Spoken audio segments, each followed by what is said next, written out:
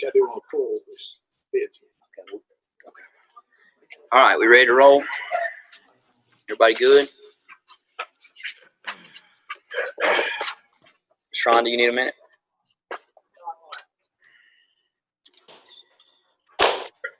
All right, I'd like to call the meeting to order, please. Ms. Ford, will you call the roll? Chairman Woodgate. Here. Vice Chairman Smith. Here. Dr. Highlander. Here. Mrs. Hill. Here. Mrs. Jones. Here. Mrs. Lennon. Here. Mr. McClendon. Here. Mrs. Robinson. Here. Mrs. Thurman. Here. Mrs. Taylor. Superintendent Dr. Johnson. Like that question. All right. I need to read these requests to amend the agenda here.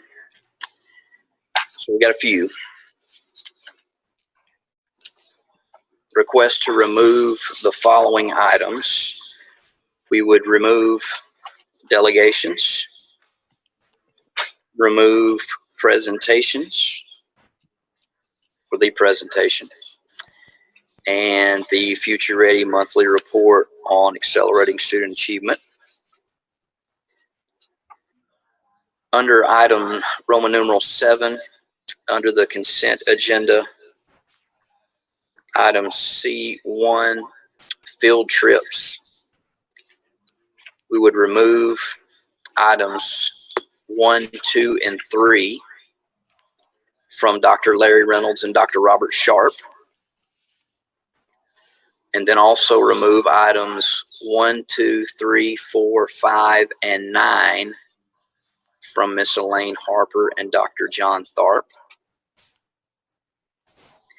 All other field trips submitted were for ratification and have already taken place.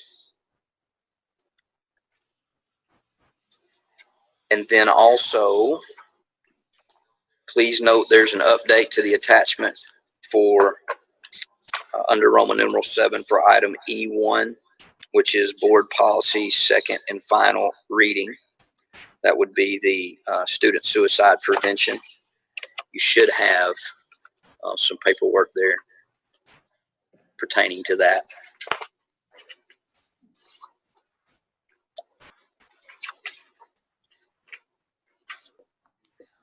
Then under item Roman numeral 8, administrative business matters,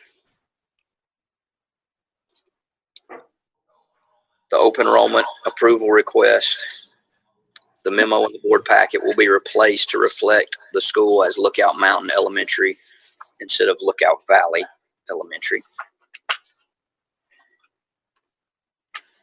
And then changing item Roman numeral 9 to board matters and renumber the remaining items. Under board matters, we would add A1, emergency operations expenditures. Item B, East Ridge athletic facilities. And item C, facilities report, next steps discussion. Those should be reflective on the agenda that you have in front of you in red. Do I have a motion to approve the agenda? So moved. Second. Okay, Mrs. Ford. Dr. Highlander. Yes. Yes. Mrs. Hill. Mrs. Jones. Yes. Mrs. Lennon. Yes. Mr. McClendon. Yes. Mrs. Robinson. Yes. Mr. Smith. Yes. Mrs. Thurman. Chairman Woodgate. Yes. All right. Who's going to lead us in the pledge? Dr. Johnson, you going to do that? Dr. Parker, all right.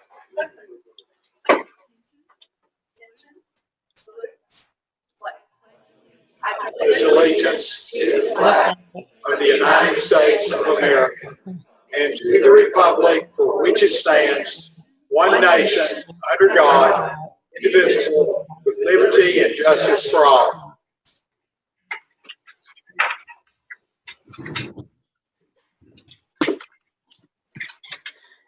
Just quickly, we'll take a moment of silence to serve as our meditation.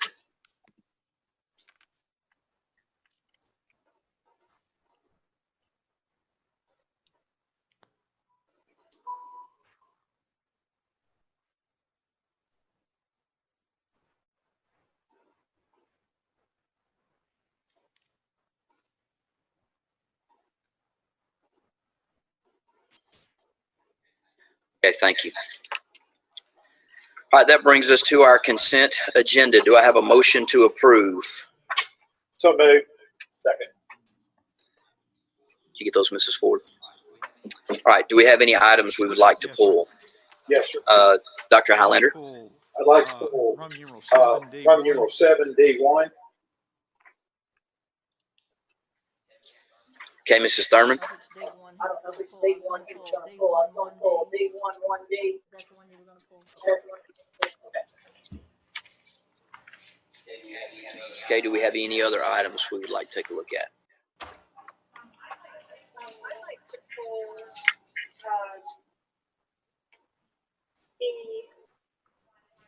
D1A simply because we have a revised document. I just want to have a minute to look it over. I'm sorry, I didn't get that. The suicide prevention policy. Okay, thank you, We have some tweaks to it. I want to get a chance to read it. thank you. Okay, anything else? Let me make sure I get the Oh, same one. D4, the marketing agreement. Okay. D4, Marketing agreement. 7D4. That's Dr. Highlander, could you repeat your item again? I'll find it. It is, 7D1D, I think. that's right, 7D1D. All right, anything else? Anybody remotely there? Okay, Mrs. Ford. Dr. Highlander. Yes. Yes. Steele. Yes. Mrs. Jones. Yes. Mrs. Lennon. Yes. Mr. McClendon. Mrs. Robinson. Yes. Mr. Smith. Yes. Mrs. Thurman. Yes. Chairman Wingate. Yes. Okay, Dr. Highlander. And we are treading. We are treading water. We're treading water in economic uncertainty. We don't know the depth. And Mrs. Levine always has great programs coming up, trainings and so forth. And in normal times, I probably would go right in for it. But right now, a lot of people are unsure of their jobs. And I mean, around the county and around the country, I think we need to be very careful about extra expenditures. I know Mr. Goldberg has done a good job of making sure we have money to pay teacher funding, but we don't know what our taxes are going to be coming in as. And I think we need to be careful about launching over $25,000 projects at the present time. And I'm not saying it's a bad thing, but if we could maybe postpone it till next month and see what the economic conditions are next month, I would prefer to do that. Yes. Mrs. Thurman. Yes. My problem is, it said to spend over $25,000. That could be $1 million over $25,000. We really don't have any kind of guidance. It's just believe. That's the problem. I mean, maybe a lot more than $25,000. It says over $25,000. Is that $50,000? $55,000? I don't know. But that's the problem that I have with this. So we need a little bit more clarity on this thing on this. Okay. Any other discussion on that item? I'd love to hear. Okay. Sure. So I can speak to it somewhat. We've had a group of 6 to 10 schools that went through some initial training on Project Lead the Way, in particular with science. Several teachers went through some training about 3 weeks ago that was very good. It's more hands-on material and such. I think that the comment and conversation around budget is a very real conversation that we will be delving deeper into because, you've seen the governor's, initial proposed or the follow-up proposed budget.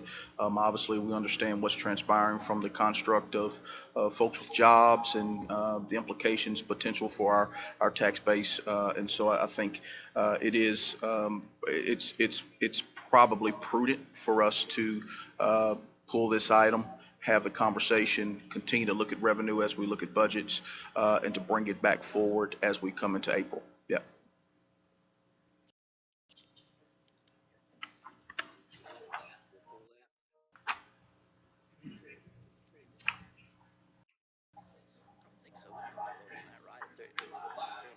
Well, it's I mean, we could vote to have, no, no. Yeah. No, as long as it's not put back on and, you know. Yeah. That's right. It wasn't approved, so it doesn't need to be considered. okay. By the way, Mr. Chairman, I cannot hear Yes, sir. anything. I don't know if anyone else on Zoom can hear. Unless someone's leaning into the microphone, I'm having a very difficult time hearing anybody. I can hear everyone else on Zoom. I can hear you, and I can hear Mr. Smith because he uses the microphone. Everybody else, I'm having a hard time hearing. All right, can you turn your microphone volume up at all? You're having a hard time with you too a little bit. Oh, well, I'm up as high as I can go. That's a little better.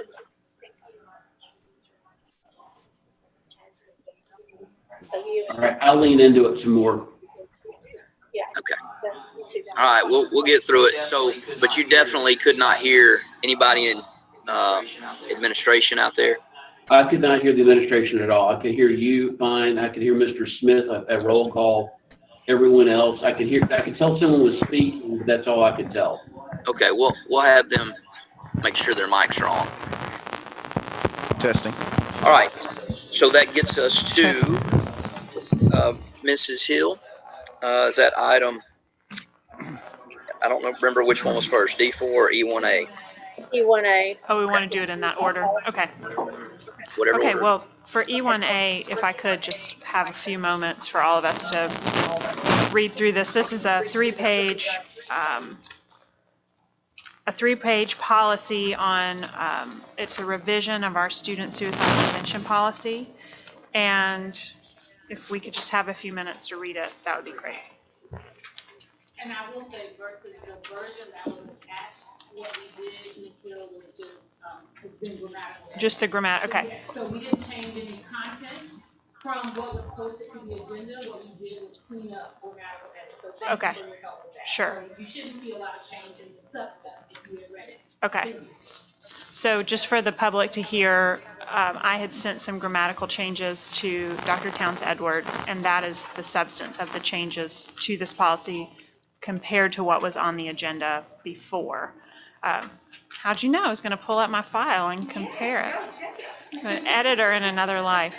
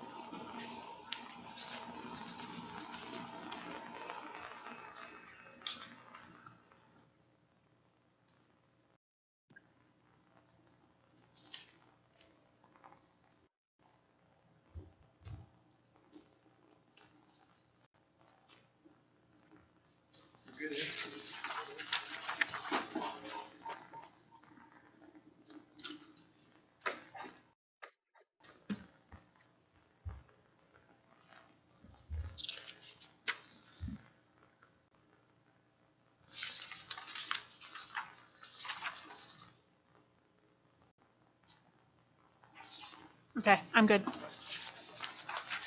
Any other questions about Mrs. Thurman? I was just wondering why that whole sentence was stricken, the upon notification. Did you feel like that was redundant? Is that why it was taken out, or?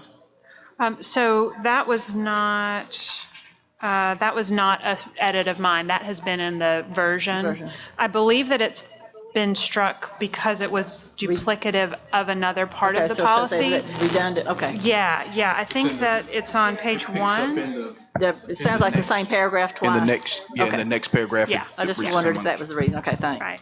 Yeah, my changes were not that material. They were is and apostrophes and things. Anything else on that item? All right, do we have a motion? All right, do we have a motion to approve? So that moved. item? Second. Okay, Mrs. Ford. Dr. Hollinger. Yes. Yes. Steele. Yes. Mrs. Jones. Yes. Mrs. Lennon. Yes. Mr. McClendon. Mrs. Robinson. Yes. Mr. Smith? Mrs. Yes. Thurman? Chairman Wingate? Yes. All right, that then brings us to item 7D4. Yeah, so this is interesting. Perhaps, Justin, you might be the one to talk to us about this marketing agreement idea, or, oh, is it Brent? Okay, yeah, talk us through the why of this. And I mean, I did some additional research, but other members of the board might also appreciate some of the what of this. Yes, Ms. Hill. Vogue Towers is a local company that is in the business of building cell towers. We were approached by Vogue Towers about doing a marketing agreement for the board. And essentially what the marketing agreement would do is it would allow them to take a list of all of our properties to all the various carriers such as Verizon, AT&T, Sprint, and see what interest they would have to add capacity in different areas around town. So we know there are a lot of dead spots in Chattanooga that have popped up over the past year or so as people use more bandwidth. So I think there's Ms. Tant, who is the principal at Vogue Towers. She believes that there would be quite a few properties that would be of interest to the carriers, but in order to actually approach the carriers and see what the interest would be, they've presented this marketing agreement. It's a non-exclusive marketing agreement that would simply allow her to market our properties to all the carriers. And then in the event that a carrier shows interest on one property, a dozen properties, whatever that may be, those would all come to the board individually in accordance with board policy that we already have in place. Okay. I think the thing to note is it's an additional revenue stream potential, and until we actually know what the interest is, we don't know what the potential would be. And then it would give us the opportunity to make decisions, or for the board to make decisions on a case-by-case basis.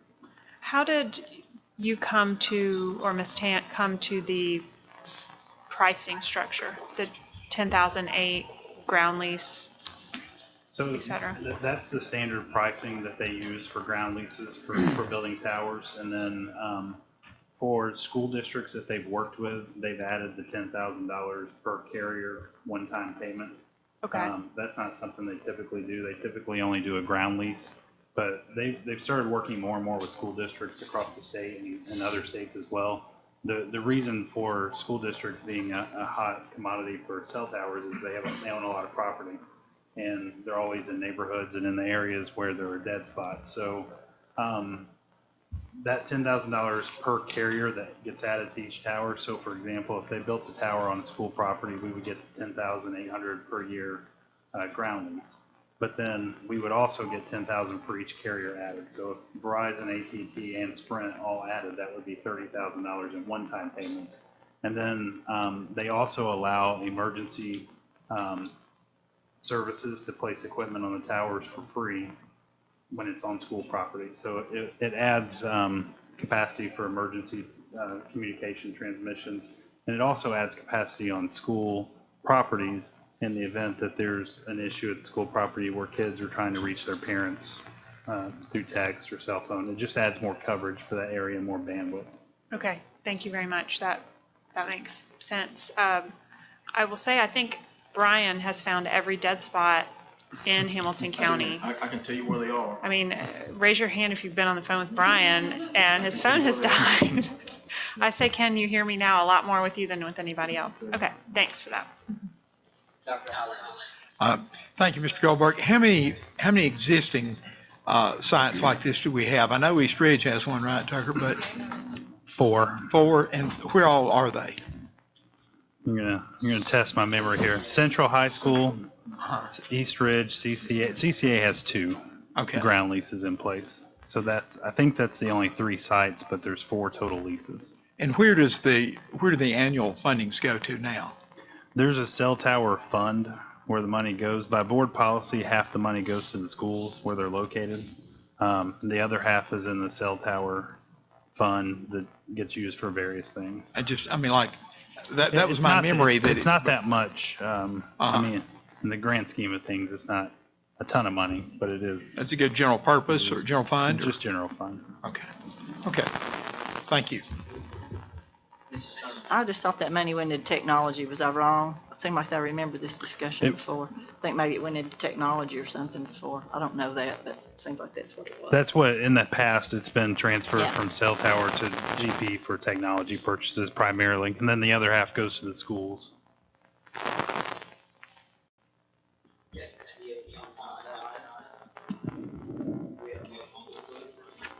So moved.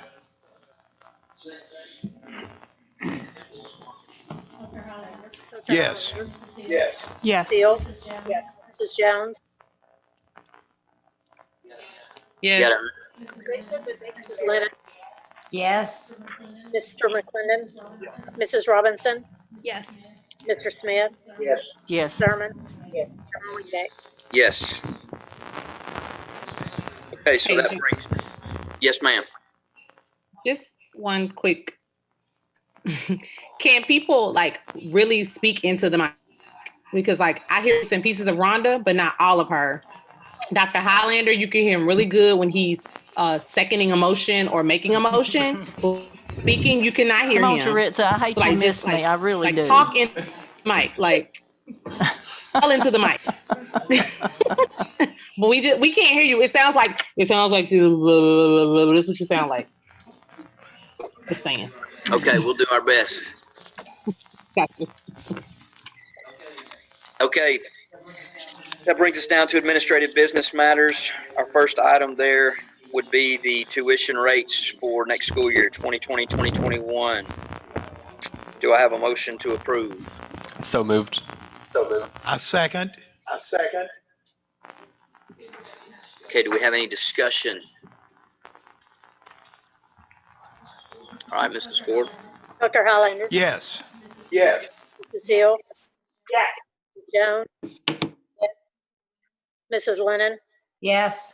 Mr. McClendon? Yes. Mrs. Robinson? Yes. Mr. Smith? Yes. Mrs. Thurman? Yes. Chairman Winday? Yes. Next item there under administrative business matters would be the East Hamilton Ooltewah rezone. Do I have a motion to approve? So moved. Do I have a second? Second. All right, did you get those, Mrs. Ford? Okay, Mrs. Thurman. Yes. I always have heard to whoever's district this is. Joe, this is yours mostly, and Steve's. You get into part of Steve's too, I yeah. have a lot of. A little bit of that. Do you all see anything here? I've looked at it, and do you have anything that? I don't necessarily have any issues. The zone itself, the original East Hamilton zone obviously was cut out of the Ooltewah zone, and it provided, relief to Ooltewah. And this zone has just grown more to the east and the west mainly, a little bit to the north. But the feedback that I've gotten at community sessions and has been pretty positive. So, go ahead, Dr. Highlander.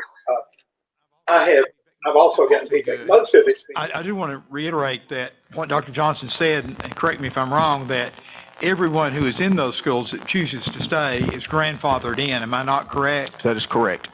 But now siblings coming in would have to either enter a hardship or whatever. Even if you got a senior and a freshman, then your freshman would go to the new zone unless they are able to achieve a hardship. Yeah, that's correct. And we try to use, we try to use common sense with those types of situations. And I know I'm speaking to the public, so I don't make any promises, but we try to be very thoughtful about siblings. If you have a sibling that's there and that freshman sibling wants to remain, we try the best we can to be thoughtful about family structure and having to get kids to multiple sites. That's the biggest concern that the people have had, is that they could choose to remain as a family there. But if you're looking strongly at that, and then I think it has to be done. because Ooltewah is seriously overcrowded. So, thank you.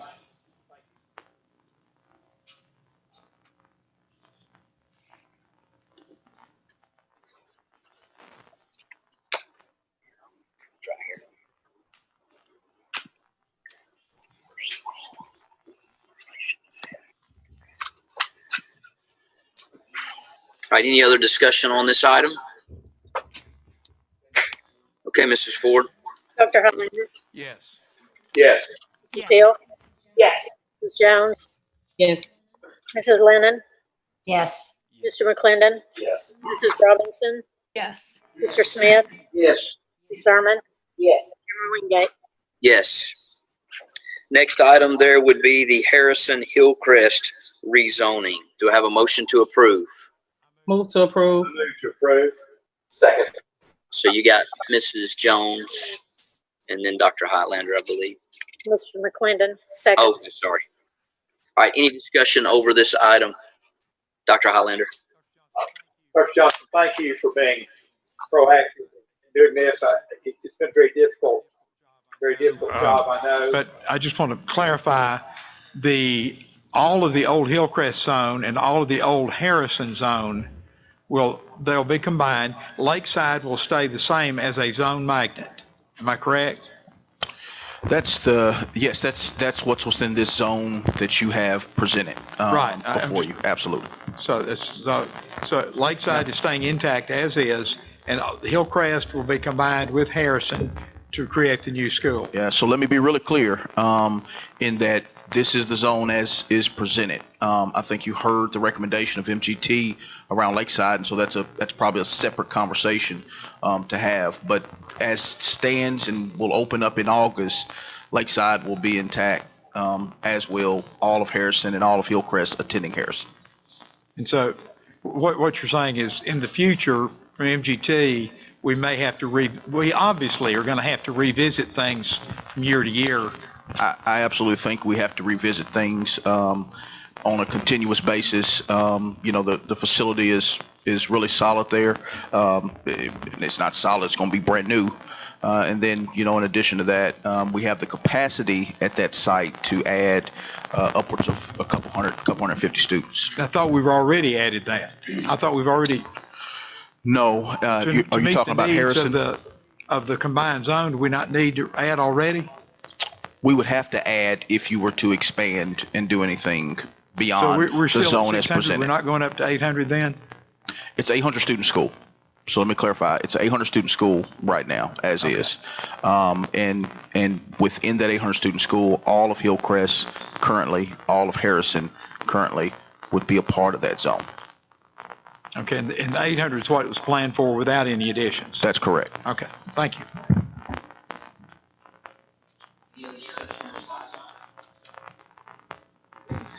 Okay, Mrs. Ford. Dr. Highlander, Yes. Yes. Mrs. Hill, Yes. Yes. Mrs. Jones, Yes. Mrs. Lennon, Yes. Mr. McClendon, Yes. Ms. Robinson, Yes. Mr. Smith, Yes. Ms. Thurman, Yes. Chairman Wingate. Yes. That now brings us to the open enrollment approval request. Do I have a motion to approve? I move to approve.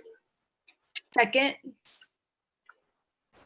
Was that Mrs. Robinson? Okay. All right, any discussion? Mrs. Thurman? This is Jenny's school, correct? Okay, Jenny, is there any problem with this? I'd like to hear what feedback you've gotten. Yeah, thanks for asking. So the town of Lookout Mountain has been involved in the conversations about this. Don Stennett, who recently, actually in the last 2 weeks, moved to Nashville, has served as their commissioner or superintendent of schools for about 8 years, and he described this as an exciting development for Lookout Mountain School. When we were looking at changing the zone and talking with Mayor Jones on Lookout Mountain, they expressed just how, as a community, they want to do all they can to make Lookout Mountain School a sustainable program, and that they welcome, of course, other people to come into the school. So the primary concern has been the reality that the rooms are small in that building.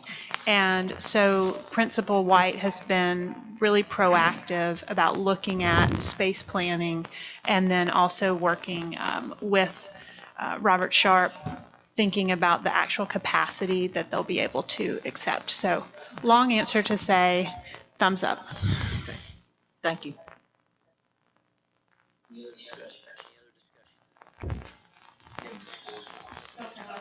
Dr. Yes. Harper, Yes. Mrs. Hill? Yes. Mrs. Jones? Yes. Mrs. Lennon? Yes. Mr. McClendon? Yes. Okay, we need to stop. Ms. Robinson had her hand up. I'm sorry. I apologize. It's okay. I just had a question, but we could finish the vote and then I can ask my question if that's okay. It's on this topic, but we didn't see my hand up, so it's up to you. I don't know what the protocol is. Go ahead. Okay. Do we know how many seats we have available at Lookout Mountain Elementary School? And is that something that we would actually make public? The reason why I ask is because I'm a big fan of open enrollment, and I'm very glad that we're moving in this direction. I'm excited that the community of Lookout Mountain supports this. But with the recent open enrollment process, last month, we had a record number of families that want to participate. And I've heard feedback that people do feel like they're kind of walking into a blind situation if they don't know how many seats they would be up against even getting. Does that make sense? So I'm just wondering, do we feel like it might, be the right thing to do to let the public know how many seats there are available? And that way, at least parents can kind of hedge their bets on whether or not they'd even get a seat. Ms. Robinson worked with Ms. White at Lookout Mountain, and she's already I can't hear him.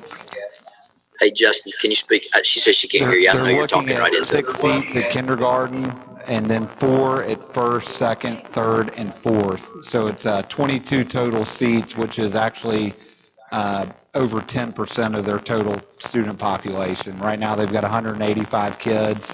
So this puts it, about 11, 12% would be open enrollment. Okay. Well, again, I'm very supportive of open enrollment and us providing this opportunity, but 6 seats feels like a small enough number to where parents need to know what they're up against. So, I really encourage the district to think through how they can make sure the public understands how many seats are available. Hundreds of families will apply for these seats. And if there's only 6, I know you said there's more, but specifically for kindergarten, because kindergarten is the grade that parents are most concerned about typically. And so I just encourage the district to think about how do they approach making this a little bit more transparent for the public when it comes to the number of seats available. And that way parents just don't feel so discouraged by the lottery process.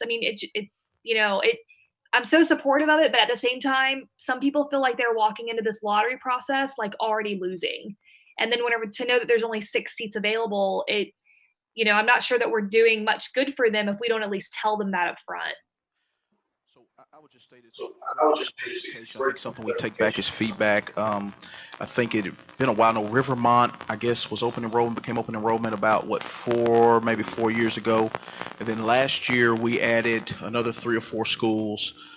This year, obviously, there's potential another one being added with Lookout Mountain. I think what I heard as feedback, even more so maybe than open enrollment, was around the magnet schools and the amount of seats that are available in magnets, particularly CSAS, CSLA, Normal Park. And so you're exactly right in that as we look at launching, and we'll pilot initially with this, as we look at launching the lottery process in general, whether it be open enrollment or magnet, just being very clear about how many seats are there. That's not an issue. The reality is the seats are very limited, in particular in the magnet schools, even more so than usually open enrollment. The impetus for this open enrollment, just for real clarification, is maximization of the building and the facility and trying to make sure we give more access to students. So I think that point is duly noted and something that we'll continue to take as we refine the process going forward. I think Dr. Johnson at least alluded to what I was going to say is that I think Tiffany's point is well taken. Ms. Robinson's point is well taken.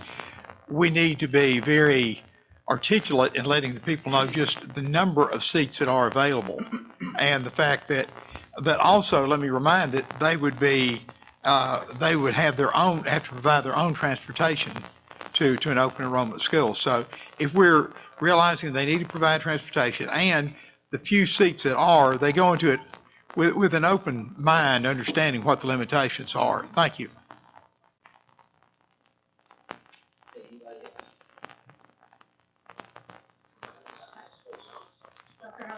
Dr. Highlander. Yes. Yes. Hill. Mrs. Jones. Yes. Mrs. Lennon. Yes. Mr. McClendon. Yes. Mrs. Robinson. Yes. Mr. Smith. Yes. Mrs. Thurman. Yes. Chairman Wingate. Yes. That brings us to graduation requirements. Do I have a motion to approve? I second. Okay, any discussion around graduation requirement item? Dr. Highlander. Are we looking at from the state any changes for this year? Do you think, Dr. Johnson, in view of the possible Days out, whatever. In regards to graduation requirements, no, not at this In time. regards to any graduation requirement changes that would they haven't got that far. What we're trying to do, and we just had a conversation about it a little while ago, is just making sure that we're side by side with our seniors to make sure that they get done everything they need to get done in order to walk across the stage. If we get to the place to walk across the stage, which is a whole different conversation. So. Yeah, my only thing is, Justin, I think we've talked about this before. I think we need to make sure that all parents understand, because you know how it is when it comes to graduation times, parents get panicky. They start calling, they thought their kids had enough to graduate, and they didn't. And I just think that we need to be really sure, and I'm not sure what we do to make sure that parents are aware if their kids are on track, especially their senior year, if they're not on track. Because you get down to the end, and I mean, I guess everybody gets these, I don't know. And like I say, I think that they may need to know exactly if maybe their senior year, your kid is deficient right here. We need to, you need to beat this up, whether you take an online class or whatever they need to do. But if they don't do this, they're not going to graduate. To be sure that parents really, really understand that. And I'm not real sure what else we can do to make that happen, because I'm not sure what we do. But that's just something that always happens at the end of every year. Yeah. Mr. Thurman, you're exactly right. What we've instituted this year through Blake and Neely working together is we've started with ninth graders, going all the way back to ninth grade, 9th, 10th, 11th, and current 12th graders, because really you can almost predict your graduation rate based on your ninth grade retention rate or promotion rate.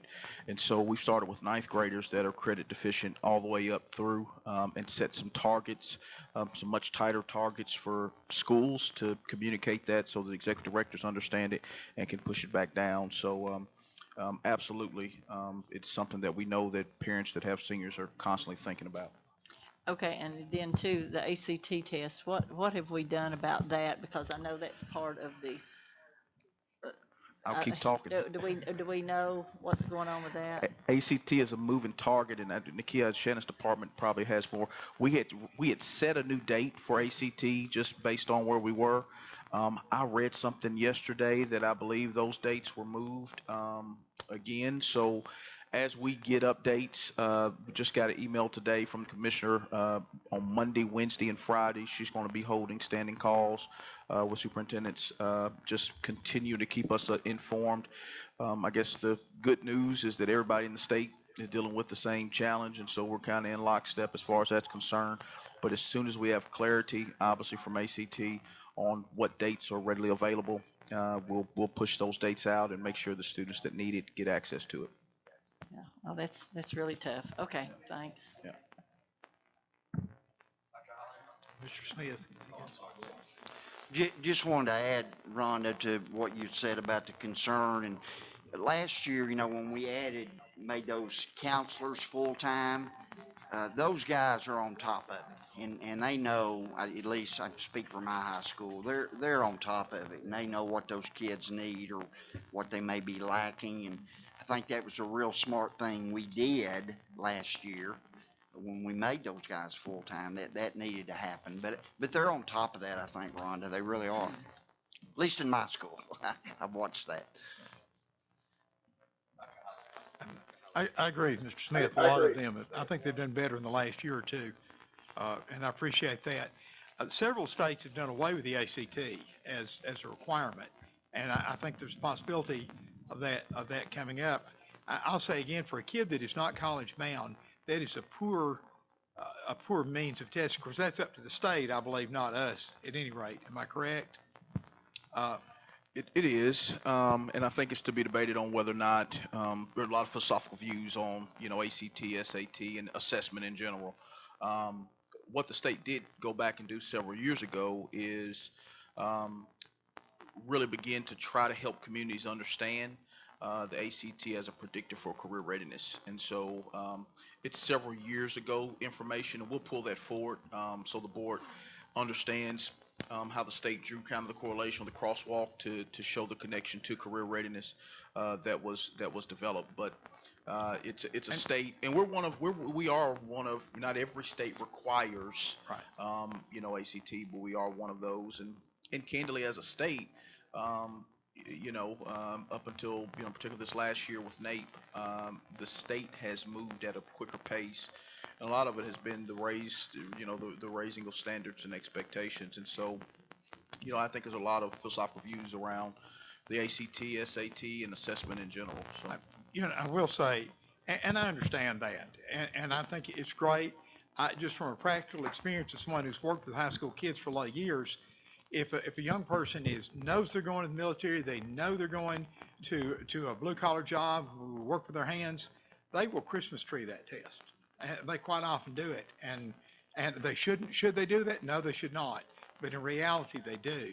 And if it makes schools and teachers, if they've got a high vocational population, it's an unfair assessment, I think. But I understand. Thank you very much. Yeah, traditional versus block. We've gotten into this. Is everybody going to be on traditional next year? Are we there yet?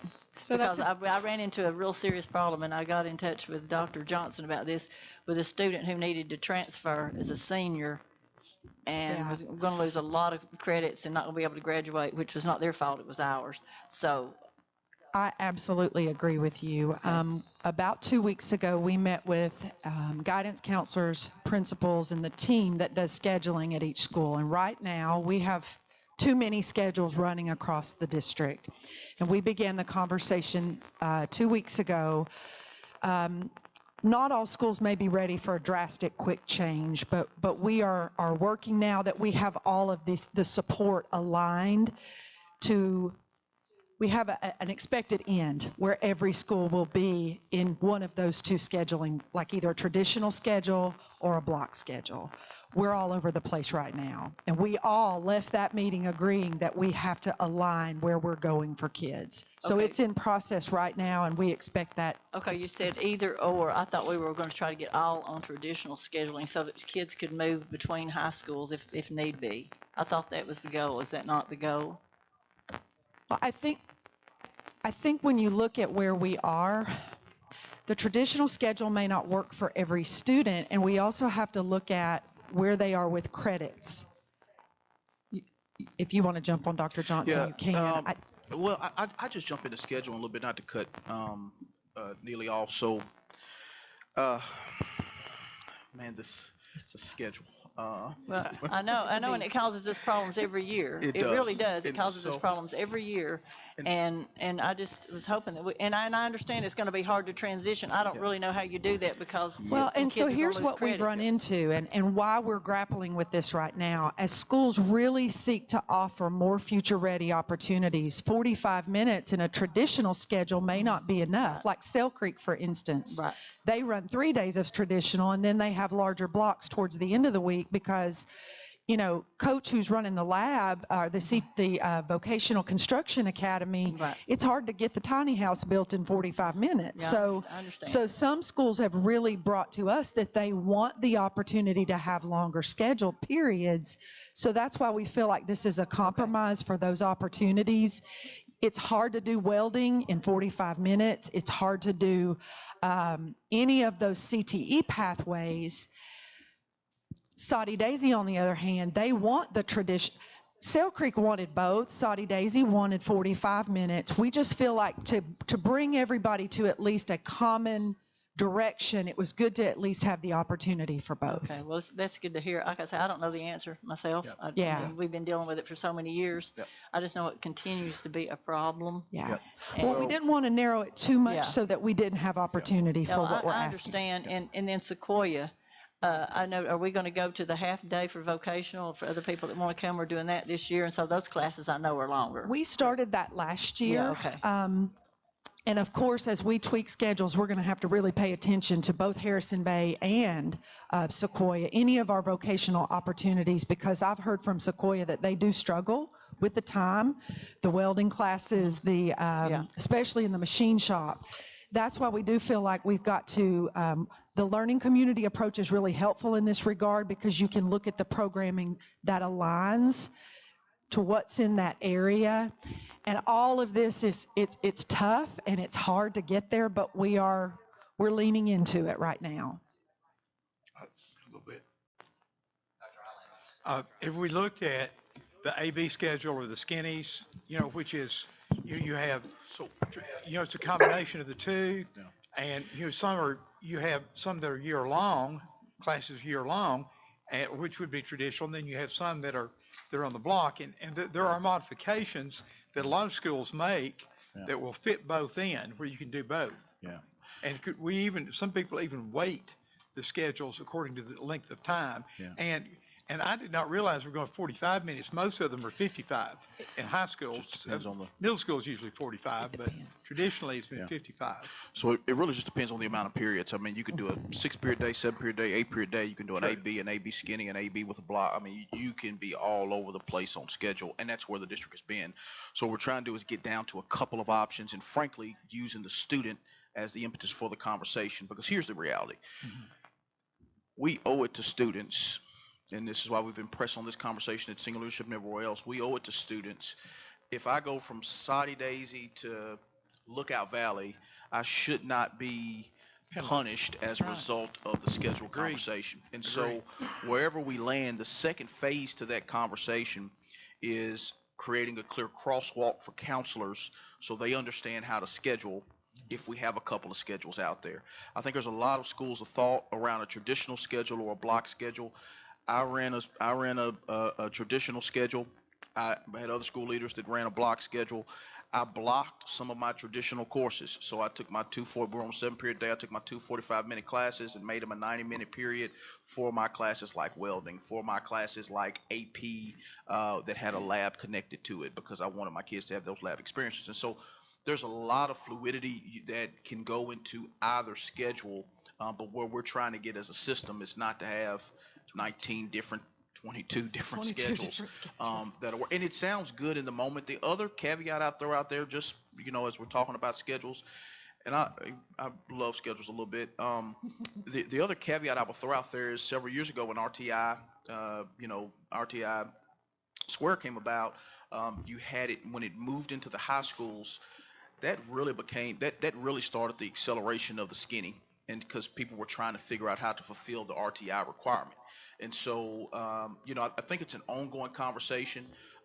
We're having a conversation about RTI and how does it fit into what you do and how can you course load.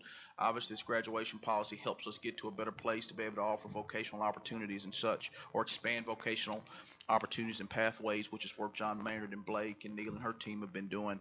But absolutely, duly noted, the student is the focus. And when you start there, you really begin to peel back the layers of, I'm committed to this schedule or not. If I go from school A to school B, I should not be punished because I went to school A from the standpoint of my schedule. So that's the real emphasis for the conversation. I agree wholeheartedly. We need to look at the schedule, and I applaud you for doing that. Obviously, I've taught AP courses. 3 different ones I've taught, but also a vocational school. I agree with what Dr. Parker said. They definitely need more than a short period of time, but it can be worked in, and when you have year-long and when you have semester-long classes, you can work it in. Also, I will say this, as far as we need to look at economics. A traditional schedule is much more economic and more economically sound, but yet there are times that I agree, we need those long periods. So you guys have got a hard job to look at. Only 2 other things I'd add as you think about scheduling, and I'm gonna be quiet on it, but because I've just lived this conversation. A traditional schedule means that a teacher comes in contact with more students. It is more economically efficient, but it also means that you've gone from, 60 or 70 kids to 120, 130 kids and 120, 30 papers to grade. So there are some gives and some take. Now on the flip end, if you're on a block schedule, it takes some intentionality to maximize that time, and so, you're talking about twice as long to teach, and you've been there. And so there are a lot of gives and takes and considerations to have, but absolutely what traditional. One that I would like to speak up for the teachers on is that when in a traditional schedule, there is less planning time. And we need not to rob those teachers of their planning time. We need to guard their planning time even more closely when they have less of it. Thank you. So it strikes me that you all are pointing out that as you talk about the schedules, you're thinking about the needs of our students, and we're putting students first. I mean, they are our client in a school system, and people often will say that children and students are not always the topic of conversation in school boards. So it pleases me that you all are speaking of it that way. And as I looked at this request to make the change to graduation requirements, I don't know if you all remember, there's a young woman named Allie Heron, and she actually emailed us back in November and made a request about this very topic, to change the science requirement, because she was having a really hard time getting her credits. She's at collegiate, and the choices that she had available to her didn't align with the really antiquated idea of what science was. So to me, this is another example where we've had student input to move our district forward. So tonight we've had students who have led a conversation about suicide awareness and suicide prevention policy. And now we've had some really substantial student input into this graduation requirement recommendation. And when I think about HCS leads, this is the kind of thing I think about. Yes, one thing, this capstone experience, was that the senior project? Is that what, okay. I just wanted to be sure that was the same, because some schools required it, others didn't, and that caused a lot of problems. So we've taken it completely off. Okay. Well, it's not that it's going to totally go away. It will just going to be a requirement. Yes, it will be optional. Okay. Schools can choose. Okay, thank you. Okay, any other discussion around this item? Okay, Mrs. Ford. Dr. Highlander. Yes. Mrs. Hill. Yes. Ms. Jones. Yes. Mrs. Lennon. Yes. Mr. McClendon. Yes. Ms. Robinson. Yes. Mr. Smith. Yes. Mrs. Thurman. Still, I'm not sure about the 4 years of science for vocational, but I'll go with it this year. Chairman Wingate. Yes. Okay, under board matters, we had an amended item here. The emergency operations expenditures should have received paperwork pertaining to that here right before we started. But either way, who's going to address this, Mr. Fogelman? Oh, or Mr. Goldberg? Well, hang on 1 second before you do that. Do I have a motion to approve? So moved. So moved. Second. Okay. All right, so this is a request for the board to approve a couple of things. In light of the school closures that we have currently related to COVID-19. Yeah, a little more. All right. So in light of the school closures related to COVID-19, We are bringing this to you tonight to ensure that we are able to pay all of our employees. This has COVID-19. Both going down. Can you hear me now, Kathy?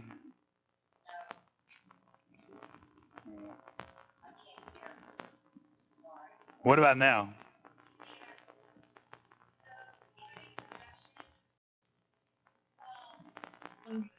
Because I think that this is the, I'm sorry, it is hard to hear. Because this is a pretty important thing for us to vote on and ask questions about, can Brent come over to like Dr. Johnson's mic or something like that, or Joe Wingate's mic? Yeah, that'd be a good idea. I gave him my mic. Can you hear? Can you hear? I think she's talking yeah, about yeah, one yeah, up yeah, there. yeah. Yeah. Like sit in my seat and just talk. We didn't bring all those mics out. I think the Zoom software is more efficient at transmitting sounds. So maybe if he got either at Chad Wilson's computer or Sherry's computer or Joe's Windows computer, it would work. Here. You want to talk here? He said the Zoom was working better. Yeah, we can hear you very well, Sherry. Okay. Thank you. Hey, Brett. All right, can you all hear me now? We can hear you beautifully. Yes, thank you so much. All right, so in light of the school closures that are currently in place due to COVID-19, we are bringing this proposal to the board and recommending approval in order to be able to pay all of our employees regardless of schools being closed. So a couple of things I'll mention, and Keith may want to elaborate, or I can elaborate, translate for him from over here. But so we have several employees, obviously, like classified employees. An example could be like an education assistant who is not able to complete their regular duties that they would normally when school is open. So we want to ensure that we're still able to pay our employees for the rest of this fiscal year and as long as schools are closed, and then we would resume normal operations and pay them normally whenever that occurs. Currently, April 13th is our plan to do that. So one thing that I would like to mention about this in the memo is that we do have opportunities planned for all these employees to help with different activities that they don't normally do, such as helping with food distribution, training opportunities that we could provide, especially to some of our classified employees that may not have those same opportunities throughout the year. And other activities may include inventory at the schools. And of course, we would practice social distancing while doing so. But we are trying to take advantage of the empty buildings right now to do certain tasks that are much easier to do when the buildings are empty.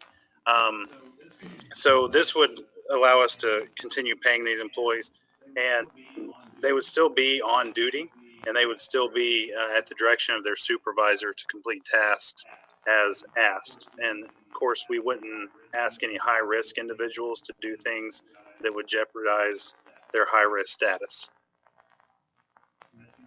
Miss anything, Keith? Well said. So the first part is for employees. So maybe I'll stop there for any questions. Mrs. Okay, Thurman. for employees, okay, are we getting down? There's only a couple of questions I have to ask about this. Number one, I just interest about the bus with delivering the food. Are they just going to bus stops? Is that what they're doing? Or are they just going to certain locations? How's that working? To use buses next week. They're going to run Monday, Wednesday, and Friday. And they're going to run elementary routes with the exception of a few routes. One of them that I can think off the top of my head is the Thrasher Elementary route on Signal. They're not going to run that. They would run Nolan that hits the backside of the mountain, but we're going to run elementary school routes. We've got 3 sites that we're going to use as hubs: Udoa Elementary, Hickson High School, and then Hardy Elementary. And they're going to be about anywhere from 42 to 51 buses running from each of those locations under this plan. We would utilize maybe some assistants and volunteers 2 to 3 people on each bus that when we pull up to stop, the bus driver doesn't unbuckle, just pulls up, stops, and the volunteers help distribute food. There are a couple stops that we're looking at, like along Highway 153 or some other busier areas that we're going to be pulling into the nearest parking lot from there. But the way that parents can find where the stops are, one of the reasons we used elementary zones is they can simply go to the zone finder, type in their address, and even if they're a high schooler, they can see, okay, here's where the closest elementary stop is. Okay, so we need to get word of that out, I guess, after this is done. We've got a plan ready to hit go as soon as.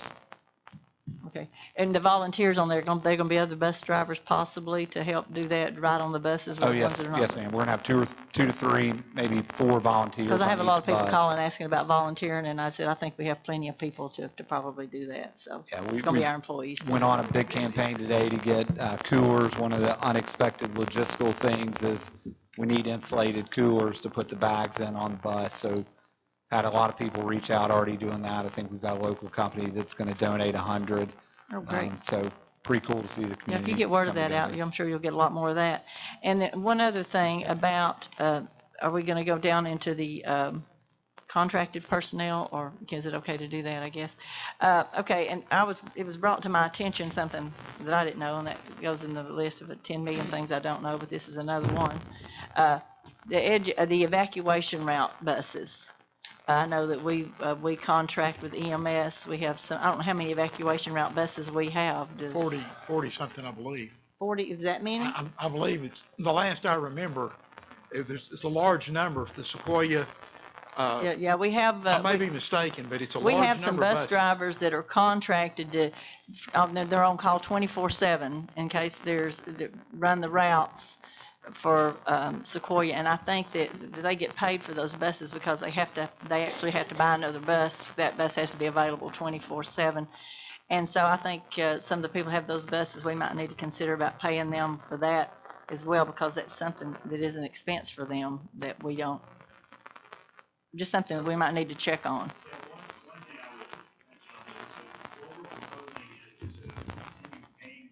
A little closer, please.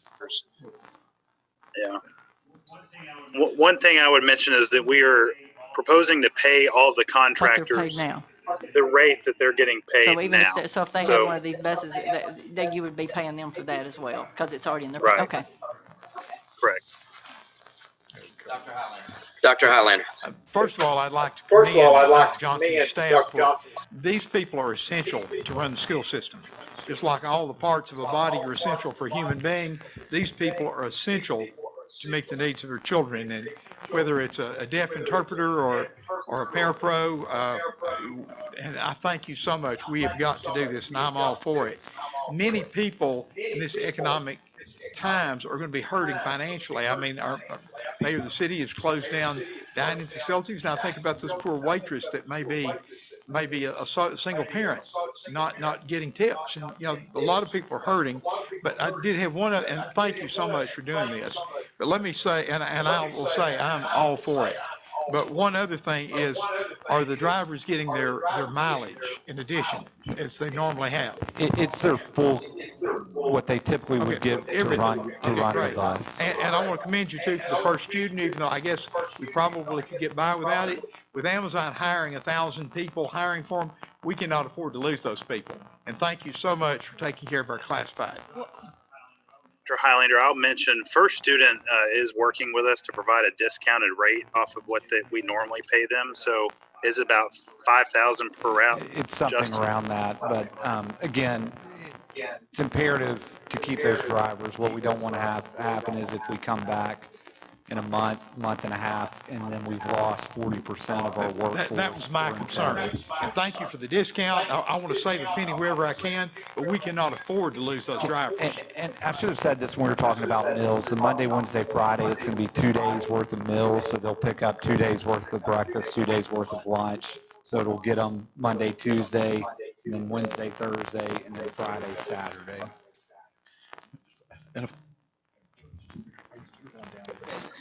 Okay, Mrs. Robinson, do you have your hand up? And I hope that I'm not asking something repetitive, so I apologize if I am.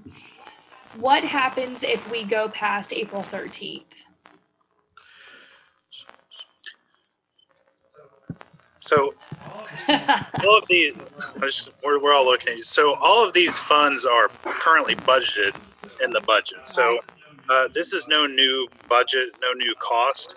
We're simply asking for approval because in normal situations, we would not make these payments if the exact work wasn't completed as scheduled. So we just want to make sure that the board provides approval to do this, even though, we may have an employee that we find alternative work to do, but they may only be able to work 3 days a week instead of 5. Or they may be able to work 4 days instead of 5, but they're also doing something different than what they are normally scheduled to do. Oh, I'm sorry. Hold on. I'm sorry. What I asked was what happens if we don't go back to school on April 13th? It would just it would be okay. Like we would not be hit with the fiscal year. because our budget is what it is until May. The memo is asking for approval until such time that normal school operations is resumed. I got it. Okay. Well, I'm praying that we go back to school April 13th.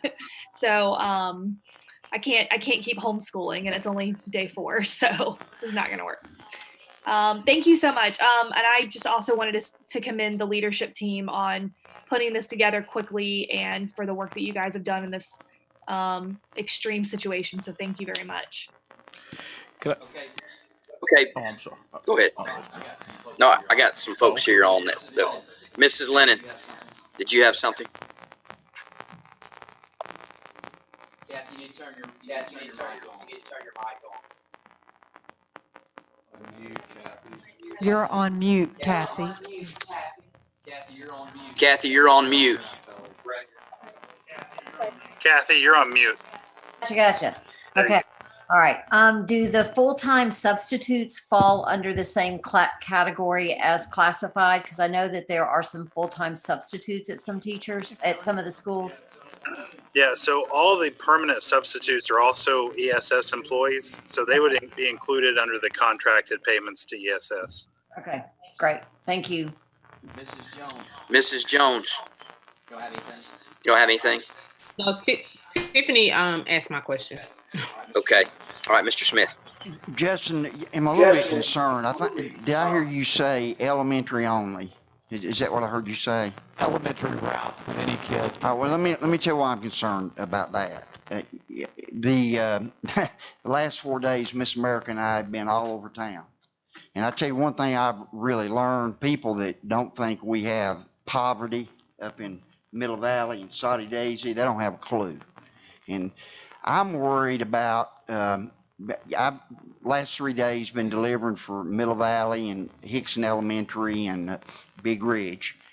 And then they've got some special programs, which meant that I had to come, downtown in some of those cases. And today, when we delivered lunch down on 12th Avenue to a hearing impaired student that goes to Hickson Elementary, a bunch of kids came out of the house next door wanting to know where their lunch was at. And as it turned out, they went to East Lake, some of them, and some of them to Orchard Knob Middle. So what are we going to do about those kids on the middle school level? They're eligible for lunch. Any kid can go to any of these elementary route stops and pick up a lunch. So if I'm in a house that only has a high school student, the reason we chose the elementary routes is to make it clear where the stops are. So I would go in, type my address in, and it'll say, here's a stop that's close to your address. And that high school student just has to walk to that stop, and we'll deliver a meal to them there. Okay, so it's not exclusive just to the elementary kids. Correct. I apologize. Okay. All right. And it doesn't even matter. So the way what the federal government did, it doesn't even matter. We don't even ask them what school they go to. If you're under the age of 18 and you come out, you get served. Okay. That wasn't communicated well this week, because at some of those schools, if the child wasn't with the person, they wasn't giving them a lunch. I mean, it's crazy. So that is correct. So they just changed that in the last 24, 36 hours. They just made some of these changes that we're talking. So we couldn't even double up the breakfast and lunch, and so we were having parents having to come at between 7 and 9, and then back at 11 to 1. And that's how we started out Monday, Tuesday, Wednesday. And then, after a lot of the feedback came, like we're asking parents to come out twice. Can we get it consolidated down to once? And that's why we're trying to do multiple days, Yeah, multiple that makes meals. sense. And so it's a moving target for the federal government as well. And child nutrition, we've learned a lot more about child nutrition in the last week than we ever knew. I would speak for me, because there are so many moving pieces, and Kristen Noss and her team have done a phenomenal job, but there's so many restrictions and requirements in there that are just absolutely unbelievable. And so they've loosened a lot of those because of this situation.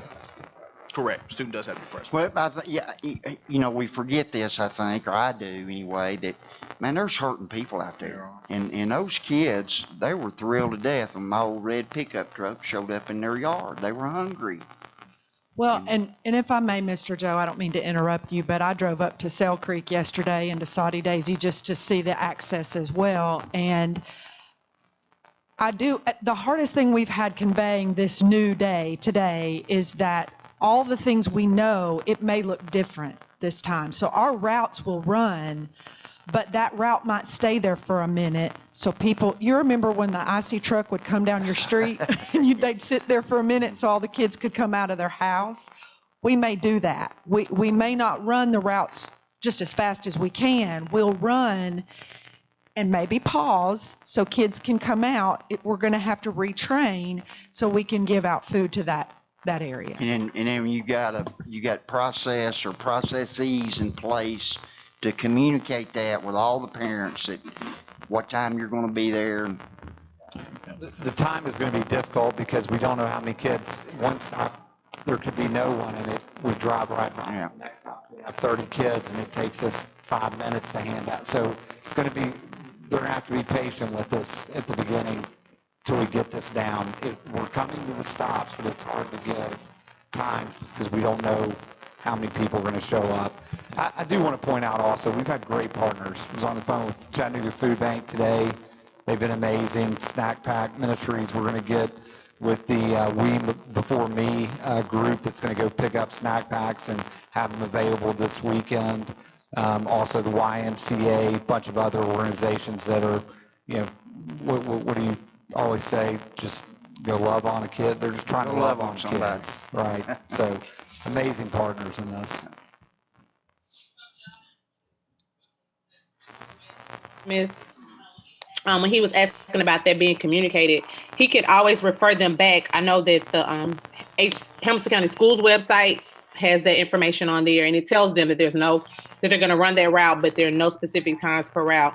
It's also on our Hamilton County Schools social media pages. And then I know for me, I'm not on social media personally right now, but I am making sure to send that information out on my school board social media pages as well. So that's something that we can do as board members. But that information is going out, Joe, from the system to the parents via email and on our website and on the social media outlets. And we've got a hotline that we just stood up yesterday. As of yesterday was today, the first day of it. And so we've tried to communicate that, and we'll keep communicating it. And if a parent, if I live in, actually the first call I got I call it a telethon, but at the thing on Monday was from an aunt of a student that live, or 3 students that go to Sell Creek. And the mother has a job and she's working a lot and trying to figure out how to get the breakfast and lunch for the kids. So we're going to set up that line. It's continuously running. Marsha and Jill have done a great job setting that line up and staffing it with some of our counselors and social workers and such. And so if we get into a position where there are questions in general, we want to be accessible as possible to serve. Appreciate all of you that have been out and about. And I know you have been out and about, and we're just all trying to pull together and figure this thing out to get kids served. Yeah, amen. Mrs. Hill. Thank you. As we have talked about the food delivery, it occurred to me if sometimes we had social workers on those buses or school counselors on those buses to check on the kids, I think that would be really useful. I wonder about with our vendors who are contractors, I appreciate that First Student is getting engaged in giving us some fiscal help there. I think that is appropriate. I wonder about the ESS substitute staffing contract and if that vendor has done anything noble. So that's question one.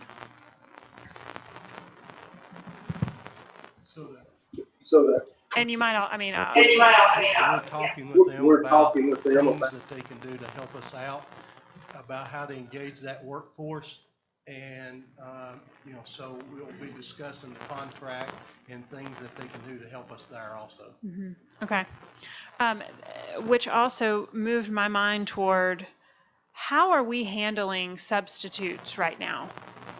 Our teachers are, they are swimming a mile a minute under the water right now, figuring all this out. But what if you get a migraine that day and you can't be online? Like, how are we doing subs? So that's what we're engaging with EES to do. This week was really kind of focused on being sure we got our own staff and pointed in the right direction. So this next week, or we've actually already started this week, working with ESS to be sure that we're going to be able to supplement our workforce when the need arises, and from an instructional standpoint, but also using ESS to fill in gaps, handing out food, etc. So building packets, whatever we need them to do, have them available for us. Okay.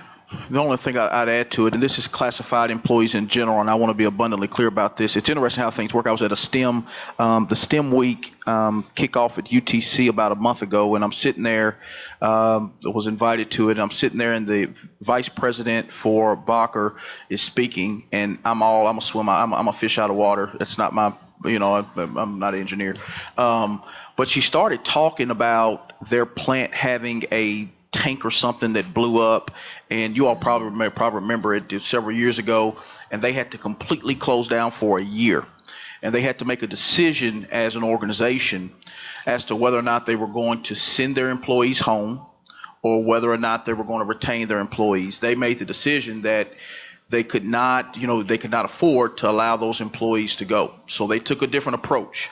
They leveraged that as an opportunity to get their employees deeper training, deeper certifications, et cetera. And so what we see in particular with our classified staff workforce, in addition to our certified staff workforce, is obviously what we're dealing with is a pandemic. It is a challenge. Our teachers are running a mile a minute trying to get students assignments and work, but we are having conversation, and Keith and Shannon have kind of been assigned, as we have our daily conversations, the task of looking at specifically 3 areas with our classified staff. What can we do to accelerate training for them so as they return back to work, they're even better positioned to support what's taking place? And so I just want to be clear that although they're going to be out, they're going to be getting paid, like there's going to be some expectation in regards to bettering yourself. You don't take this opportunity just to sit back. So that's kind of our thought process and approach with classified employees. Okay. Thank you for that. We each have a responsibility to the other, to one another. And I love that we are going to find a way to further our strategic goals while we are not able to do our things.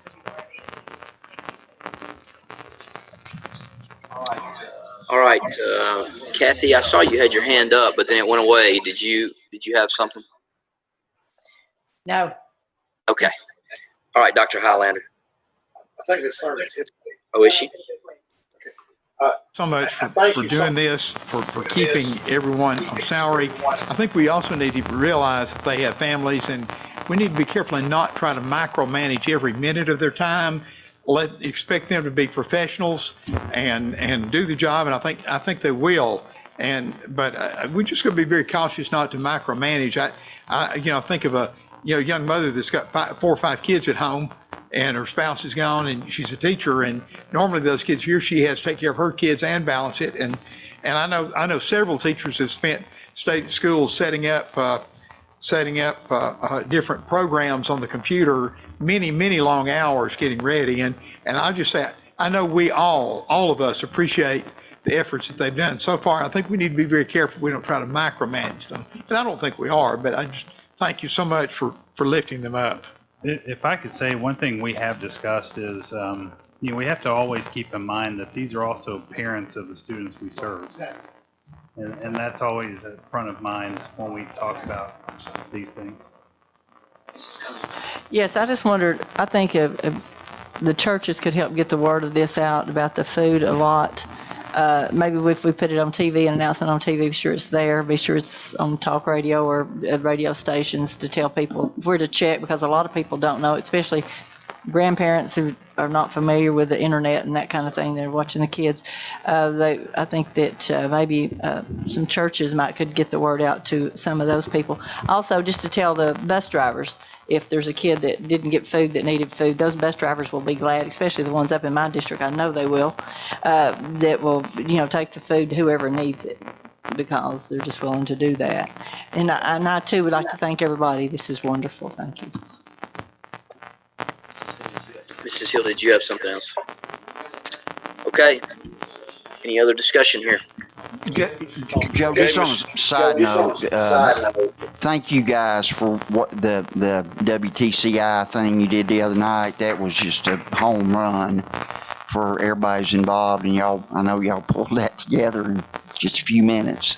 But it was just really good, and I've just heard all over the district people that appreciate that. I just know while we've got public, we're going to do that every Monday. Jill and Blake and Kate and Marcia were over there at the studio on Sunday night or Sunday evening, trying to figure out the show, and they literally put together in 36 hours. And so they've offered us time on Monday nights going forward until we get back to some normalcy. And so, thank you. Can I quickly just point out the fact that the way that came together as quickly and with as much quality as it did is a testament to this board and our strategic plan, the way that we have resourced things. Because 3 years ago, we wouldn't have had a community engagement team that was thoughtful about how to get the word out and that was as active in communicating. We wouldn't have had communication staff that would have been producing materials and webpage layouts and on and on. It's just, we have planted the seeds for this time when we need to reap the harvest. And I think that's a testament to sticking to our strategic plan. Mr. McClendon. I'll just say thank you too for what y'all did. That was extraordinary. I don't think there was another district in the country that was able to do something like that on short notice. Also, thank you to WTCI for allowing us to do that. One quick question about like our reading interventionist and stuff. I had one call me, and they were being told to do certain videos. I think she said there was like 8 or 9 videos, and they were taking like 3 or 4 hours a piece to do. And she was already doing her job, helping her teachers. And I think this was on Tuesday or Wednesday. And so she was like, I'm being torn in too many directions. And I tried to tell her, we're trying to figure this out. So are we going to make sure we're streamlining and telling what they're doing? First of all, I would say speak to your administrator, of course. But let me also just say what our teachers have pulled off. They left Friday knowing the world this way, and on Monday they woke up to a whole new way of doing things. And just so that you know, we've tried really hard this week to give them lead time. Even thinking about us tonight, this is the first time we've ever done a meeting like this on Zoom. And for many of them, I'll be really honest, I've never had a Zoom conference and I had to meet with principals via Zoom. So we acknowledge that there's a curve that's about this steep. And what we've found as we've been processing this for 2 weeks is that it's hard to turn it off. And if I can't see you face to face, we can cover a lot of things just talking right here. But now email is a source of communication. Texting is it's hard to turn it off. So I said all that to say that we have worked diligently the last 3 days to really be clear in order, how we want the order to be in place for our employees. They do have families at home. They do have, they have husbands who may have been laid off. All of that is happening. Like I said, we left the world the way we knew it Friday, and today, look, I mean, this is where we are. So we acknowledge that. And so what we've done is we've prepared a playbook. There is no playbook for this. And so hopefully coming out tomorrow, we've been trying to front load principals with that order, a minimum expectation of 1 contact per student this week. Get on and practice and learn through those videos. But we are realizing that we're going to have to create boundaries. So that playbook is actually hopefully going to be finished tonight, and we will train on that tonight and send it out tomorrow.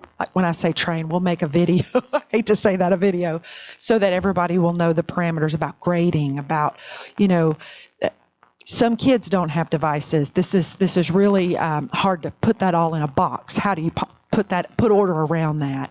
But absolutely, we acknowledge what everybody's going through, even our own kids in this time, because my son's a Hamilton County student. But we are doing our best to make sure that they can create order in their days as well, and have some leniency and grace. That's been one of our operating principles, is let's have a little grace and understand that everybody's intent is to do the best. And I'll just say, Chairman, would leave us alone, but I'd be remiss, and I'd probably be in trouble when I get home. Our parents and grandparents, we talk about our teachers, and they've been heroic. Your vision and direction as a board has been just heroic. This team that I work with every day, through the roof. But our parents and grandparents and guardians that are now trying to teach, they have been heroic, and I think we can minimize like the impact that's having, if I could just speak real candidly, like that's having on parents, because you've got parents that are now, they're off their job. Some of them, don't even have a job, and now I've got, Johnny or Susie or Tom for 7 or 8 hours, and I've got assignments coming at me, and it can be overwhelming for parents. So, we're trying to be real thoughtful about all of it, and we're having a conversation as well as this pandemic continues to pick up about the implications for parents, the implications for families, and just really it's uncharted water, but we'll get there together. So we just want to shout out our parents and guardians, and anybody that's taking care of a Hamilton County student right now, and what they're doing in their sacrifice. My wife too. Okay, Mrs. Ford. Dr. Highlander? Yes. Yes. Mrs. Yes. Hill? Yes. Mrs. Jones? Yes. Mrs. Lennon?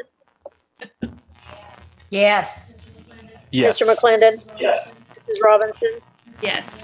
Mr. Smith? Yes. Yes. Thurman? Yes. Chairman Wingate? Yes.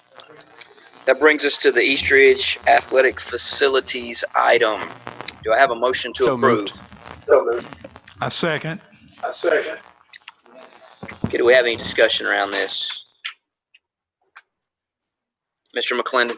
Yeah, this is, I guess, We brought 2 this months ago. we to the brought this board. to- There was some conversation about tennis courts and the time frame. The copy that you have on the 3rd page of the packet, 2nd page of the actual interlocal agreement, has the changes. Basically, it went from having to replace the tennis courts before we tore them down, if we ever did, to giving us a year, kind of based on what Mr. Highlander was talking about, and Mr. Bennett and Eastridge's lawyer and mayor coming to terms with, along with TDEC. And so they should be voting on it tonight, or in the next 2 weeks or so. They didn't know if they were going to get on their agenda for tonight, but looking forward to it and glad we got that worked out. Thank you so much. I want the Eastridge kids taken care of, and that was just something I thought was essential, but I want them taken care of. Thank you. Right, we have any other discussion around that item? Okay, Mrs. Ford? Dr. Highlander? Yes. Mrs. Hill? Yes. Mrs. Jones? Yes. Mrs. Lennon? Yes. Mr. McClendon? Yes. Mrs. Robinson? Yes. Mr. Smith? Yes. Mrs. Thurman? Yes. Chairman Wingate? Yes.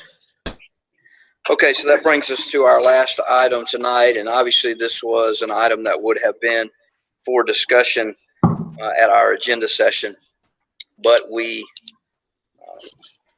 have all agreed that we would begin next steps, discussions around facilities, around the MGT report, and so set aside some time here tonight to be able to do that.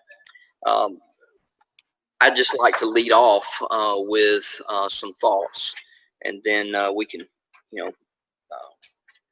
hear others' thoughts and ideas. The recommendation that MGT gave us 2 weeks ago, obviously we had seen some of that as they've been working, and that was their final report, their final recommendation around what they feel is the most efficient way to tackle our facilities issues.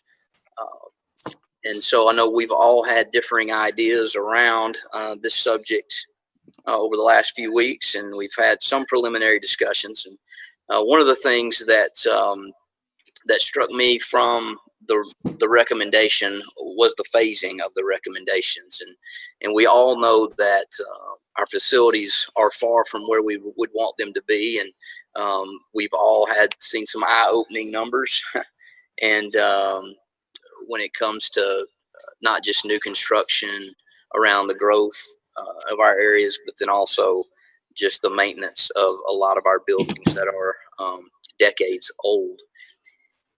And as I looked at that, again, kind of looking at big problems, how we go about solving those, one of the things that struck me was the phases that they laid out for us. And I can't remember who asked the question. I think it was Dr. Highlander around, as we look at each one of these phases, kind of what do we see as a time frame for each one of those? And correct me if I'm wrong, but it was around 3 years, I think, for each one of those phases.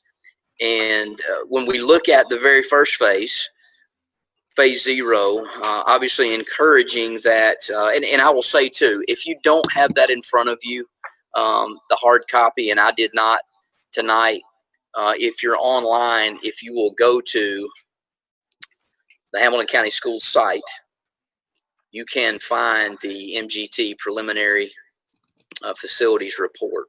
Obviously, there's a video link to the session, but then underneath there is a link to the plan. So we could pull that up and take a look at that. But phase 0 called for the new Harrison Elementary School with the addition of the 200, which we've already discussed tonight. And then 3 other recommendations there around the CSLA school and also Lakeside Elementary. And so as I began to think about that, my thought was, and Mr. Razor addressed this when he presented it, was that we're already working on phase 0. And so as we look at phase 0, my recommendation would be to focus on phase 0 as the next 3 years of what we would be trying to do with facilities. What about phase 0 can we agree on? What about phase 0 do we as a board think we may need to add or take away from? And even what about phase 0 can we charge the administration with making a recommendation around? So again, just looking at that first phase, what we know is already taking place, what MGT has recommended for next steps, starting the conversation there and saying, okay, is this even something in phase 0 that we can begin to move on? And if not, what would we change about that? So I just open it up with that, and then I'm open to hear any and all suggestions, discussion around this facilities plan. Mrs. Thurman? Yes, Joe, I With all the principals in District 1. And I don't know if the other districts want to do this, but this is what we're doing at our place. Because so there was some moving around to some schools and what have you in my district. So we were going to get together and kind of come up with our own in our District 1, because we know our schools better than anyone else up there. And just get with them and see what suggestions they have. Because I found out in a lot of these MGT meetings, there were 2 or 3 schools that sucked up all the oxygen in the room, and some other people really didn't get a chance to say that much. And so I am going to meet with the principals in District 1 and just ask them, get their thoughts, tell me what they think, what they would like to see happen up there, and that's what I plan to do. As a matter of fact, I was going to do it either this week or next week, and as we know what happened. And so I'm going to reach out to them in the next couple of weeks, and maybe we can make another time. But we had planned it, I think it was maybe for next Tuesday, and it's just all blown up. So, but anyway, I've gotten some feedback from them, gotten a lot of maps from them, a lot of drawings from them, a lot of ideas about what they think, and some of them are pretty dadgum good.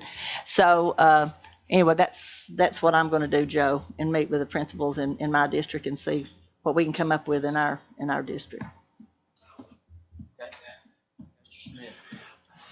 Yeah, Joe, I'm Chairman Wingate. I'm okay with what you're suggesting. I think we have to keep in mind, we've been working on this now for 18 months, and it's incumbent on us to come up with a plan, whatever that plan looks like.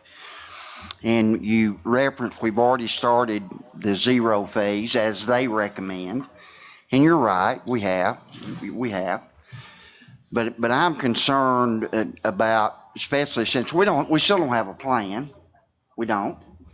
So I'm concerned about what's going to happen as we wait out these 10 years. I mean, we got a lot of needs. We can't wait 10 years to do some of these things. So I just hope as we begin to put all this together, and that's our job. It's our job. It's not some of the communities. It's not the staffs. It's our job. I hope that we'll keep in mind, and I've mentioned this to Mr. Goldberg, I think, as we're working on our budget now for next year, amongst all the other things that you guys are working on. I just hope that we can find some funds to set aside so that we can invest in facilities and get some bonds. And I know that, it's going to be tight. I know it is. But we got to have some funds to do some facility stuff on some of this stuff that can't wait 10 years. Can't wait till the final 3 years of the plan. So, again, I like what Rhonda suggested. I just think we got to move forward and life goes on. And I know all the difficulties we're having now, but it's our job. It's our job. It's 9 to come up with a plan. And, so I hope we'll move forward on that forthwith. Yeah, I, much like Joe, especially with Phase 0, have kind of looked at this plan in 2 different ways since getting this report. Kind of Plan 0, we're doing it now, and then 1 through 3, kind of you're 2-3 years down the road. From actually breaking ground on stuff and whatnot.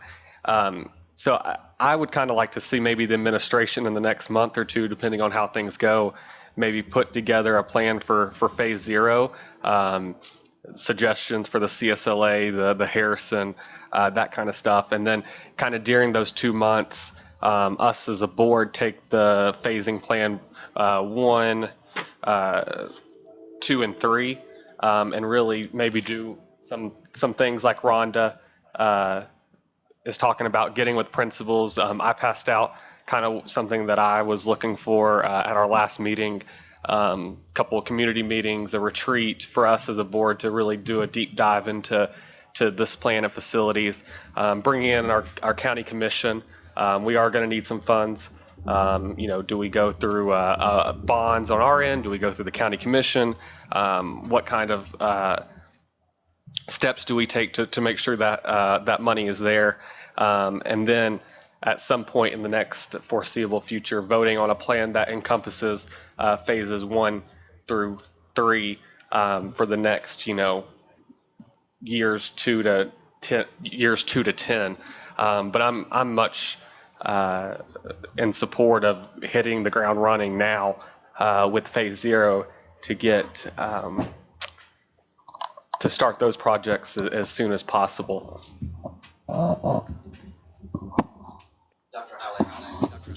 Thank you, Chairman Wingate.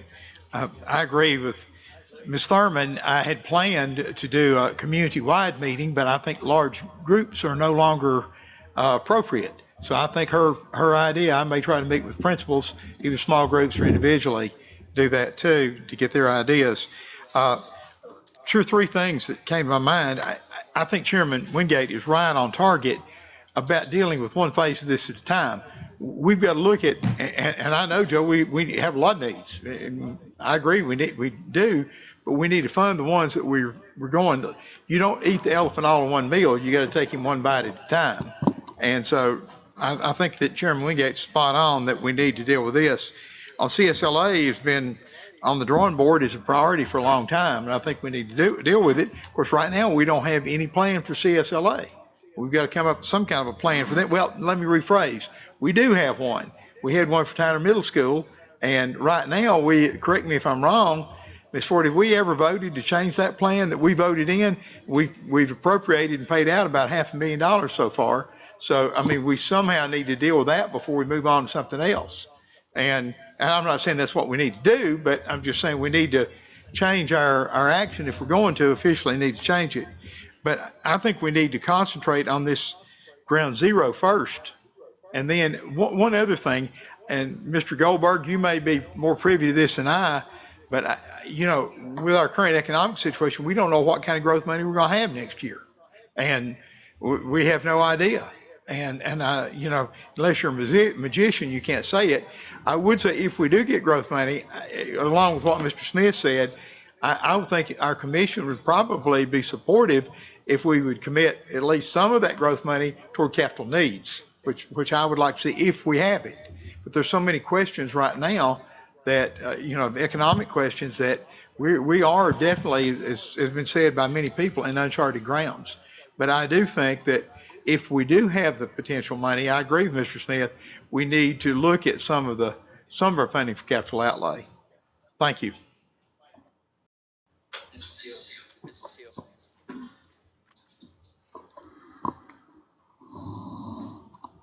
I think that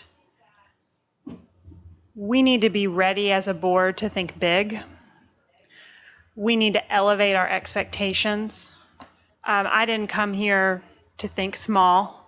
I don't think Dr. Johnson and his team choose every day to get up and work as hard as they do because they're thinking small. The economy is frightening right now, but this isn't about right now. This is about 10, 15, 20 years and how we make sure that our facilities are sustainable, not for the children that are in the buildings right now, but for the next generation of graduates from Hamilton County schools. The children who are graduating now will be running the businesses, that will be supporting the schools by the time, all these buildings are taken care of. It's going to take a lot of concentrated effort for us to get to this plan. And I don't think it's going to be done in this arc of a table. Tucker, something I really appreciated in the document that you handed out at our last meeting was the idea to have a retreat. I support it wholeheartedly.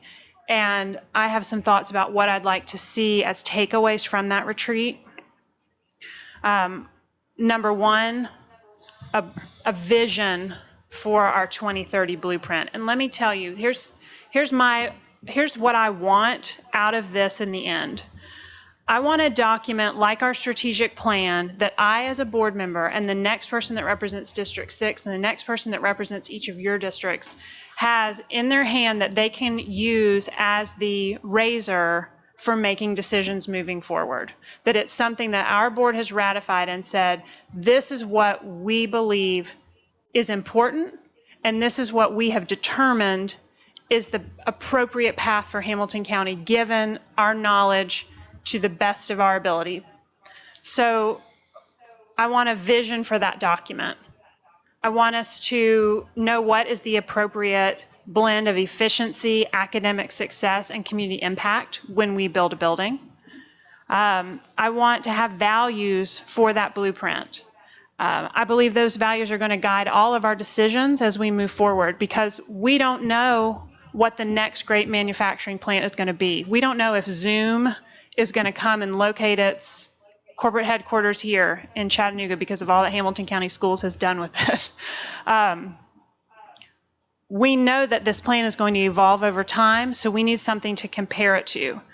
What I don't want to have happen is, to Rhonda's point about a small group sucking up all of the oxygen in a room in a conversation. We shouldn't be making decisions based on small groups of people with strong opinions. We need to be making them on what we know is going to be best for the community at large.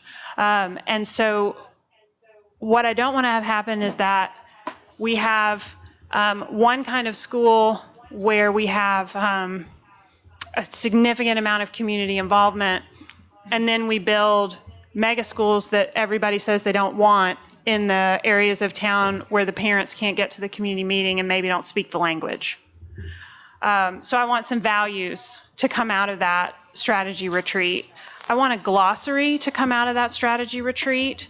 Our board and our community need a common language to talk about these buildings.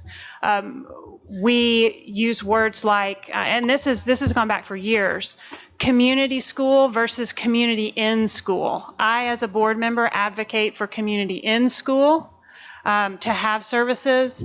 There are other people who advocate for a community school, which is historically a very different thing. Mega school. What is a mega school to Hamilton County? Let's write it down, have it in black and white so that everybody knows this is what size school we as a board in the year 2020 have decided we are going to build for the next 20 years. Capacity. We've said multiple times with MGT, capacity is a choice. We need to very succinctly define what our capacity measures are, what we expect for any future building that we want to be able to effectively teach 25 students in every middle school classroom that we ever build ever, or that we ever remodel ever. You know, whatever those numbers are, I want a place where the community can go and it's completely transparent that this is what we're going to do. I want our Blueprint 2030 to, in that strategy retreat, I would like us to walk away with some thoughts about our facility standards, again, to have a common understanding in Hamilton County of the quality of a Hamilton County school facility, what we expect for every kid. And I do think, and I've said before, that touring other systems could definitely inform our expectations that we set for ourselves. We tend to be a fiscally conservative county and state, and that has put us in an enviable position. So I don't know that we want gold-plated fixtures, but I do think we want the soap dispensers to work in every single building. Next, I would like that retreat to yield our final decision on what our community engagement standards are going to be. I love Rhonda's idea of each of us taking some time and having some quiet sit-downs with our principals, but I want us all to remember that our principals are with us for a finite amount of time. They move on, they retire, and again, we as a board are charged with thinking about not just this generation of students, but the next one. So there may be some other community involvement as well. Also, what our expectations are of how we will engage the county commission. How best will we invite the county commission to be part of plan development? Tucker has a great idea about a committee that would involve county commissioners looking at the finances specifically, and has talked with Commissioner Smedley about that. And that's the kind of groundwork we need to have written down and for people to know what to expect. And then finally, from that strategy retreat, and you can tell I have a lot of expectations for what we're going to get done, and it's not going to happen in 4 hours. But finally, from that strategy retreat for Blueprint 2030, I would like us to walk out of that retreat with a process, what the roadmap is going to be for each step that the board and the district will take to complete this facilities plan. Because if we don't take time to decide what we want to create and then decide Who's the owner of each item? What are the things that the board owns? Joe Smith points out, like, this is our document, 100%. What are our jobs? If every one of us has the job of, we have committed that we're going to have a sit-down meeting with our principals by X date, let's do it and make sure that box gets checked. What is Brian's team's job? What are the deliverables that we want from them, and when do we want them? And are there other people who are going to own parts of this plan? Are there going to be deliverables we're going to request, with all due respect from the county commission, things like this? So, and I will, after this meeting, I will email all of you these thoughts in writing.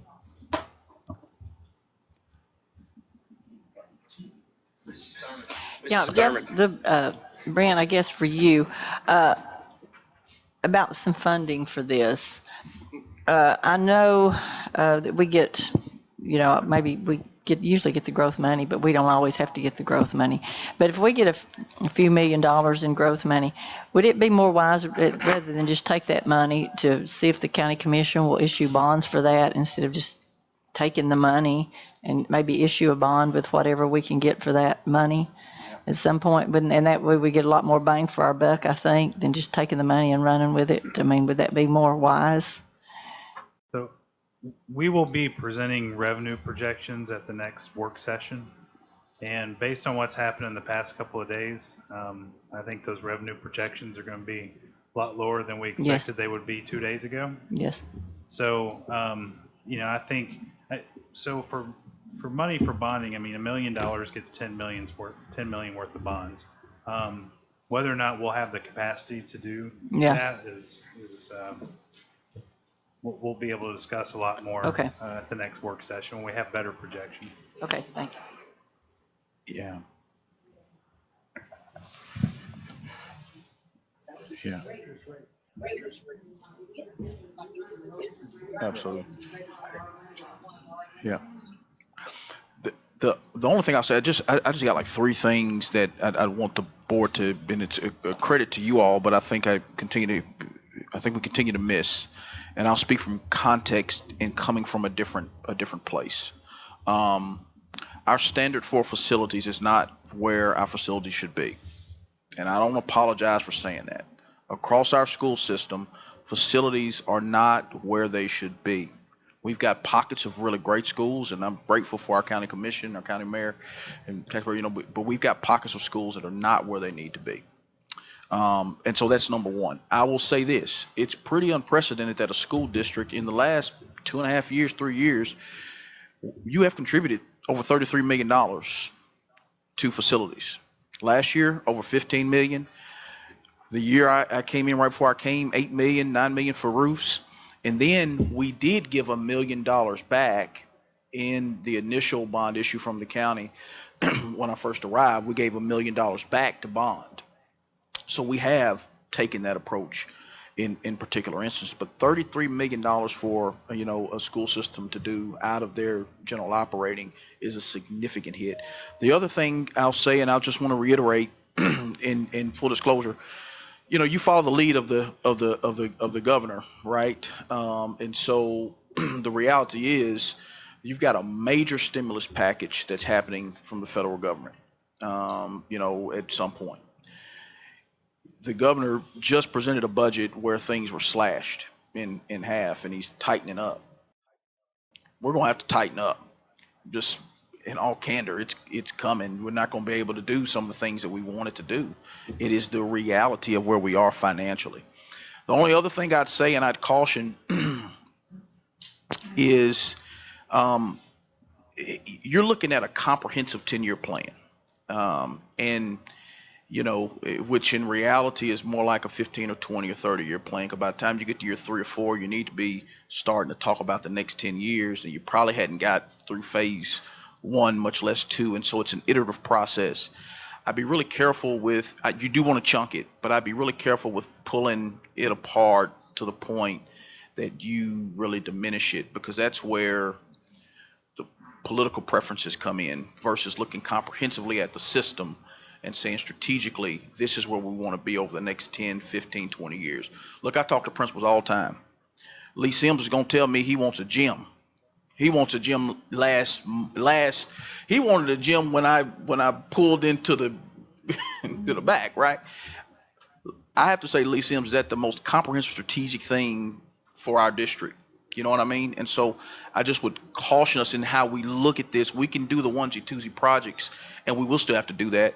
But we're in a place with our facility, 7.5 million square feet, where we really need to hunker down and lock down and say, globally across districts, this is the way we're trying to look at it for Hamilton County schools. And so that just be my only feedback or thought. But I agree, it is absolutely you all's decision to decide how we go forward.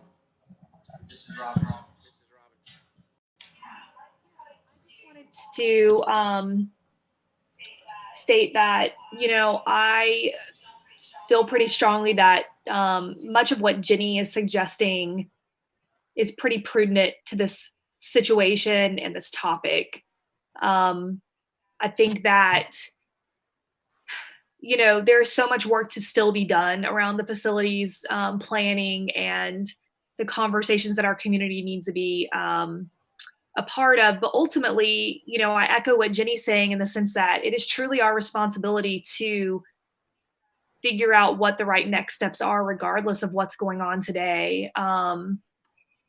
And so personally, I would love for us to maybe even consider like going ahead and establishing a committee that wants to work toward that goal, work off, the draft that Jenny's put together. I'm open. I think the one thing that I am certainly concerned about, and I know that others are too, is how do we fund this? But I think that that's somewhere that we can become resourceful and creative as board members as well. We don't have to just look at the traditional alternative to looking to the commission for that revenue. I think that's worth exploring as well. And I know that becomes trickier, and that's certainly a conversation that they need to be involved in. But I do think that it takes the kind of guts and the kind of creativity that we have on this board in order to move forward in that direction, or come up with creative ways to find a solution to our problem, because ultimately this is our problem. So I just wanted to express that. And this is a hard conversation. It's been hard for the last year, but I feel confident that, we can move forward as a board, at least, coming together with what some good next steps of this plan should be. Hey, Mr. McClendon. I saw we just got that from you, Jenny. So I'll look over that. Maybe kind of what I'm hearing is we might just need to go ahead and have that retreat first, and let's nail down everything, like you said, kind of moving forward, and that way we're not coming back to it 2 or 3 months down the road and changing things, and we can hammer out all those details first. So I can work with Joe, and maybe we can either do that in person or we can do it virtually if we need to, depending on time frame on that the next month or so, get that kind of scheduled and on the calendar for everyone. I still would like to, and going down that path, I think it's kind of imperative that we start talking about, along with this, that phase 0. One, because they're still building Harrison Elementary, so if we are going to make an addition, I think it's probably smart to start that process while they're still got construction crews there and whatnot. And like Mr. Highlander said, CSLA has been on that list for probably 21 years now. And personally, I'm in that school 2 or 3 times a month. I don't see how that place is going to be still standing in about 2 or 3 years. It's that bad. And so I think it's imperative that maybe we kind of do 2 things at once with this. We start planning that retreat and get that on the calendar pretty soon, as well as charge the administration with bringing a recommendation for that Plan 0. And then we can talk about that in a retreat. But really, I think this is the 2nd or 3rd time we've talked about this, but so we can kind of stop talking about it and actually get to work on it. And I think a retreat really starts that and sets that in motion. I really don't see this document as something the administration should do. It's something that we should do. And I think it's something, like Jenny said, this isn't going to be a 4-hour thing. I know one thing that sometimes I get frustrated as we go into these meetings or workshops and we come out and I'm like, what did we just do? I really want us to get our hands dirty and put in the time and the effort on this so it can be the best possible thing for our students. And we do have that standard for our facilities moving forward for the next 5, 10, 15, 20 years.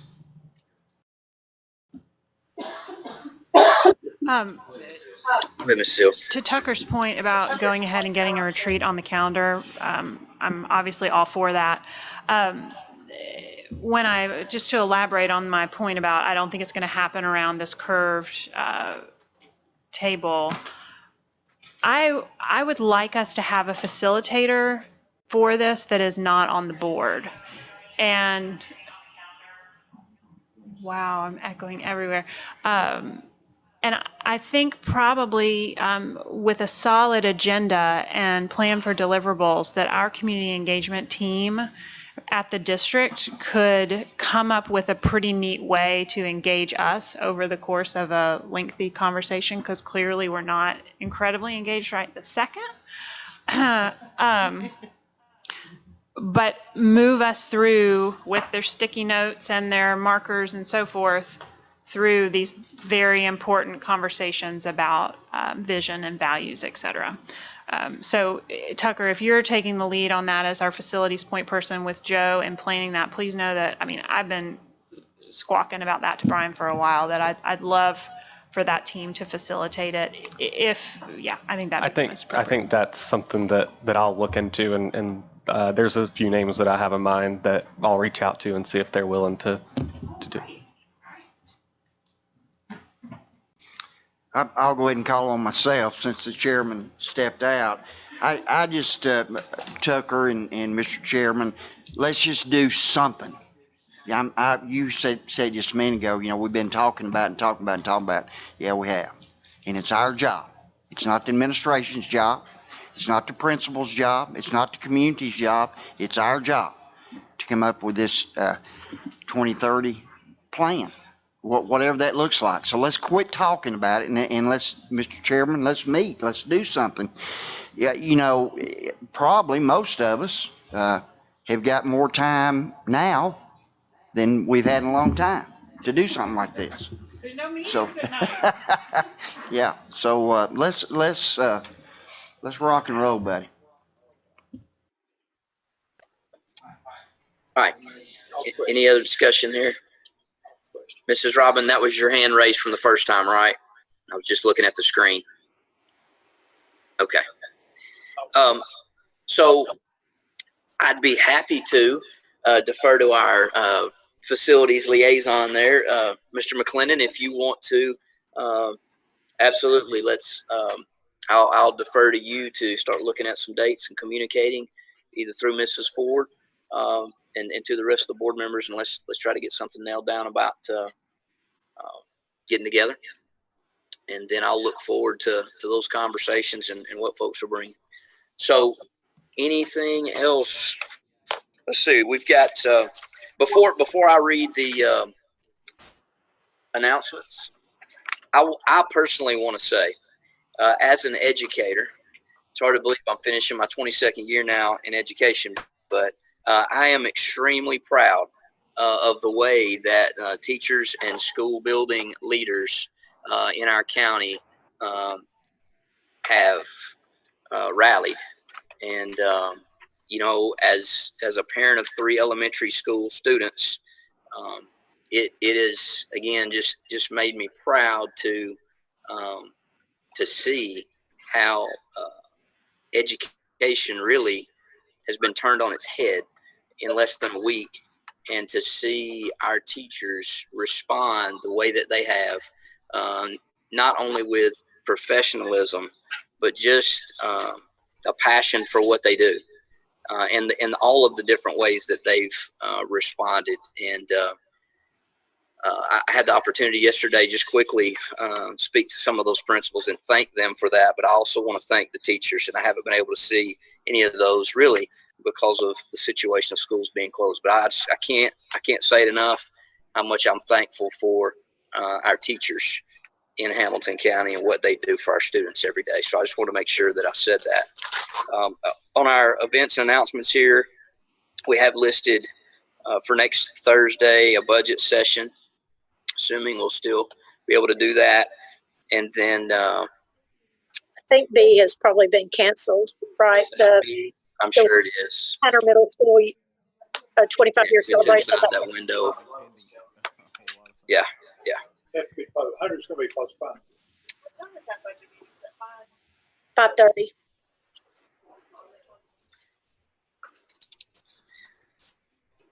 And we've got another budget work session scheduled there for the 30th.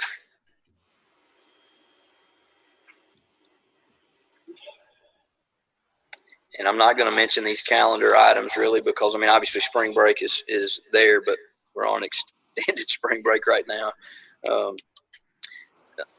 Then also another budget and agenda session on April the 13th there at 5 o'clock. And then do I even need to mention, Dr. Johnson, the honors banquet? What are we? We're talking, it will at the least be postponed. But who was I talking to? Golly, I was talking to somebody. We were trying to find a different potential date. Jill, maybe so it was. So we're still kind of playing that by ear, but doesn't look promising. I just saw a message that there are school systems that have closed through May the 1st already in Tennessee, and so we're in new territory right now, and so yep. All right, and then lastly there, our next board meeting, which will be April 16th at 5:30. Do we have any other events announcements, Mrs. Thurman? I know we have this hotline.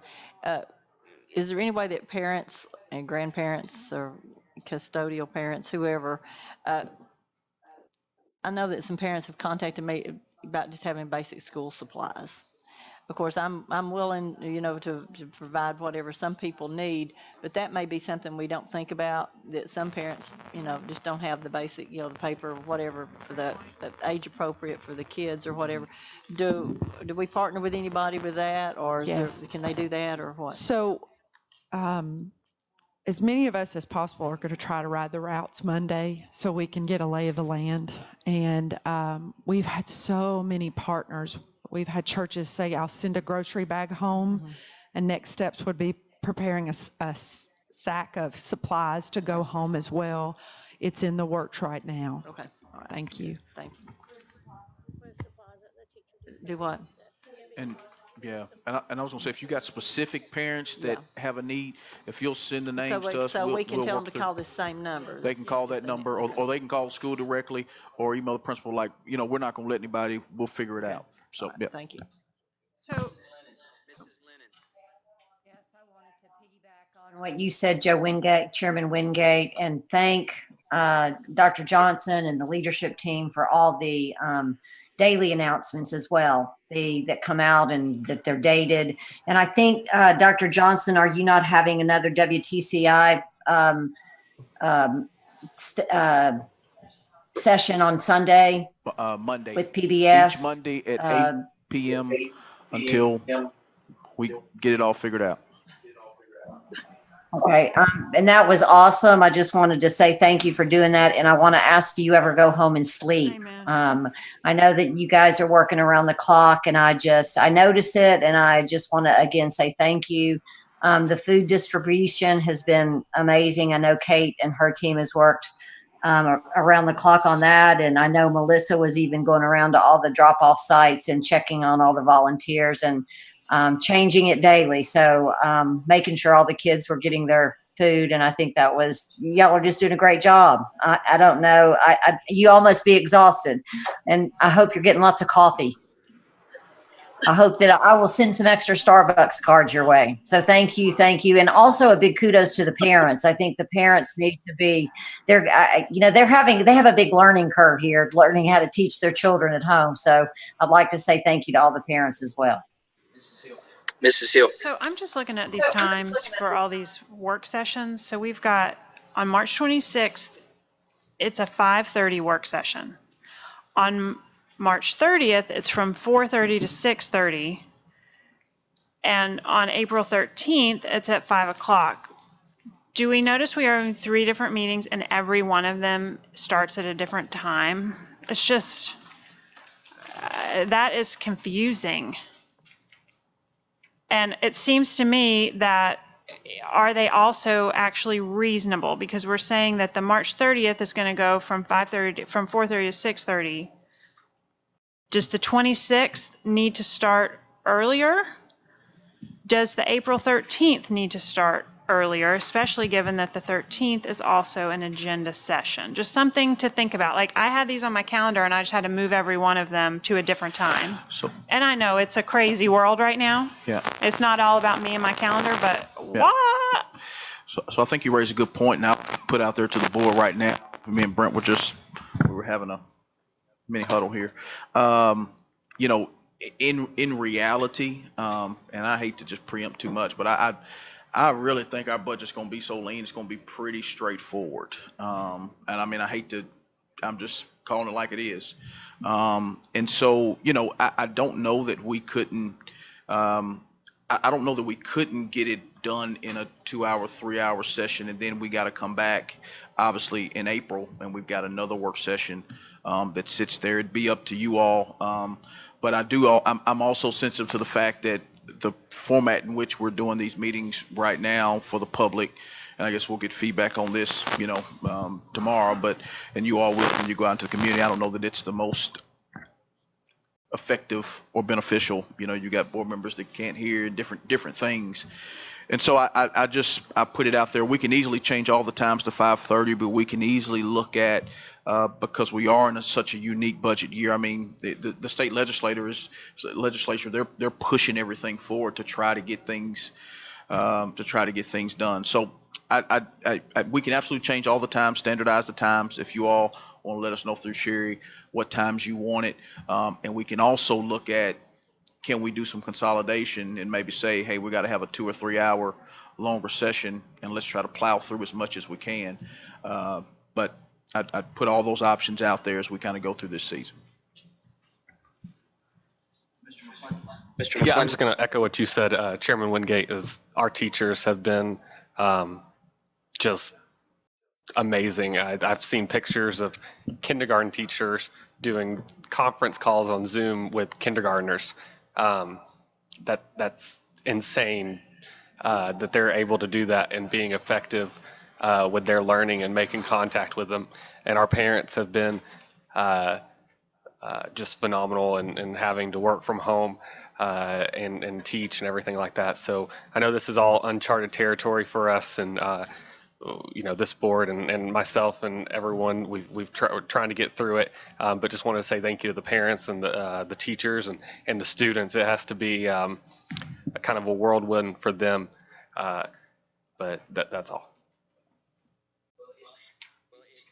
If we can get a consensus here, I'm fine right now. Got a hand up here. Oh, sorry. Go ahead, Ms. Jones. Hey, Caritza, you're muted. Sorry. I just wanted to comment on Jenny's suggestion.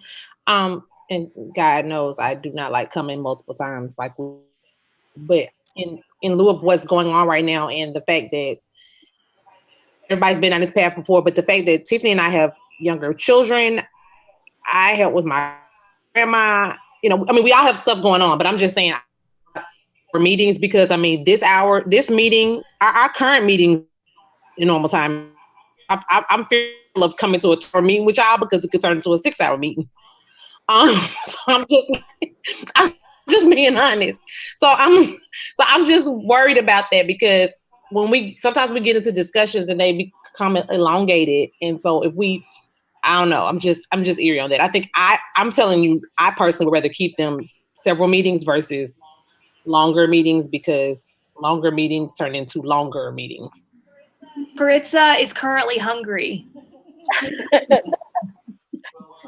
Well, my only suggestion was to say if we could come to a consensus on a start time, and then if we end up consolidating later, then so be it. I mean, I'm good with 5:30 Is anybody else, I mean, is that a problem for anybody else? If we just say all these dates right now are 5:30, and then if we end up consolidating meetings after that, then at least we know when they're going I to start. second the motion.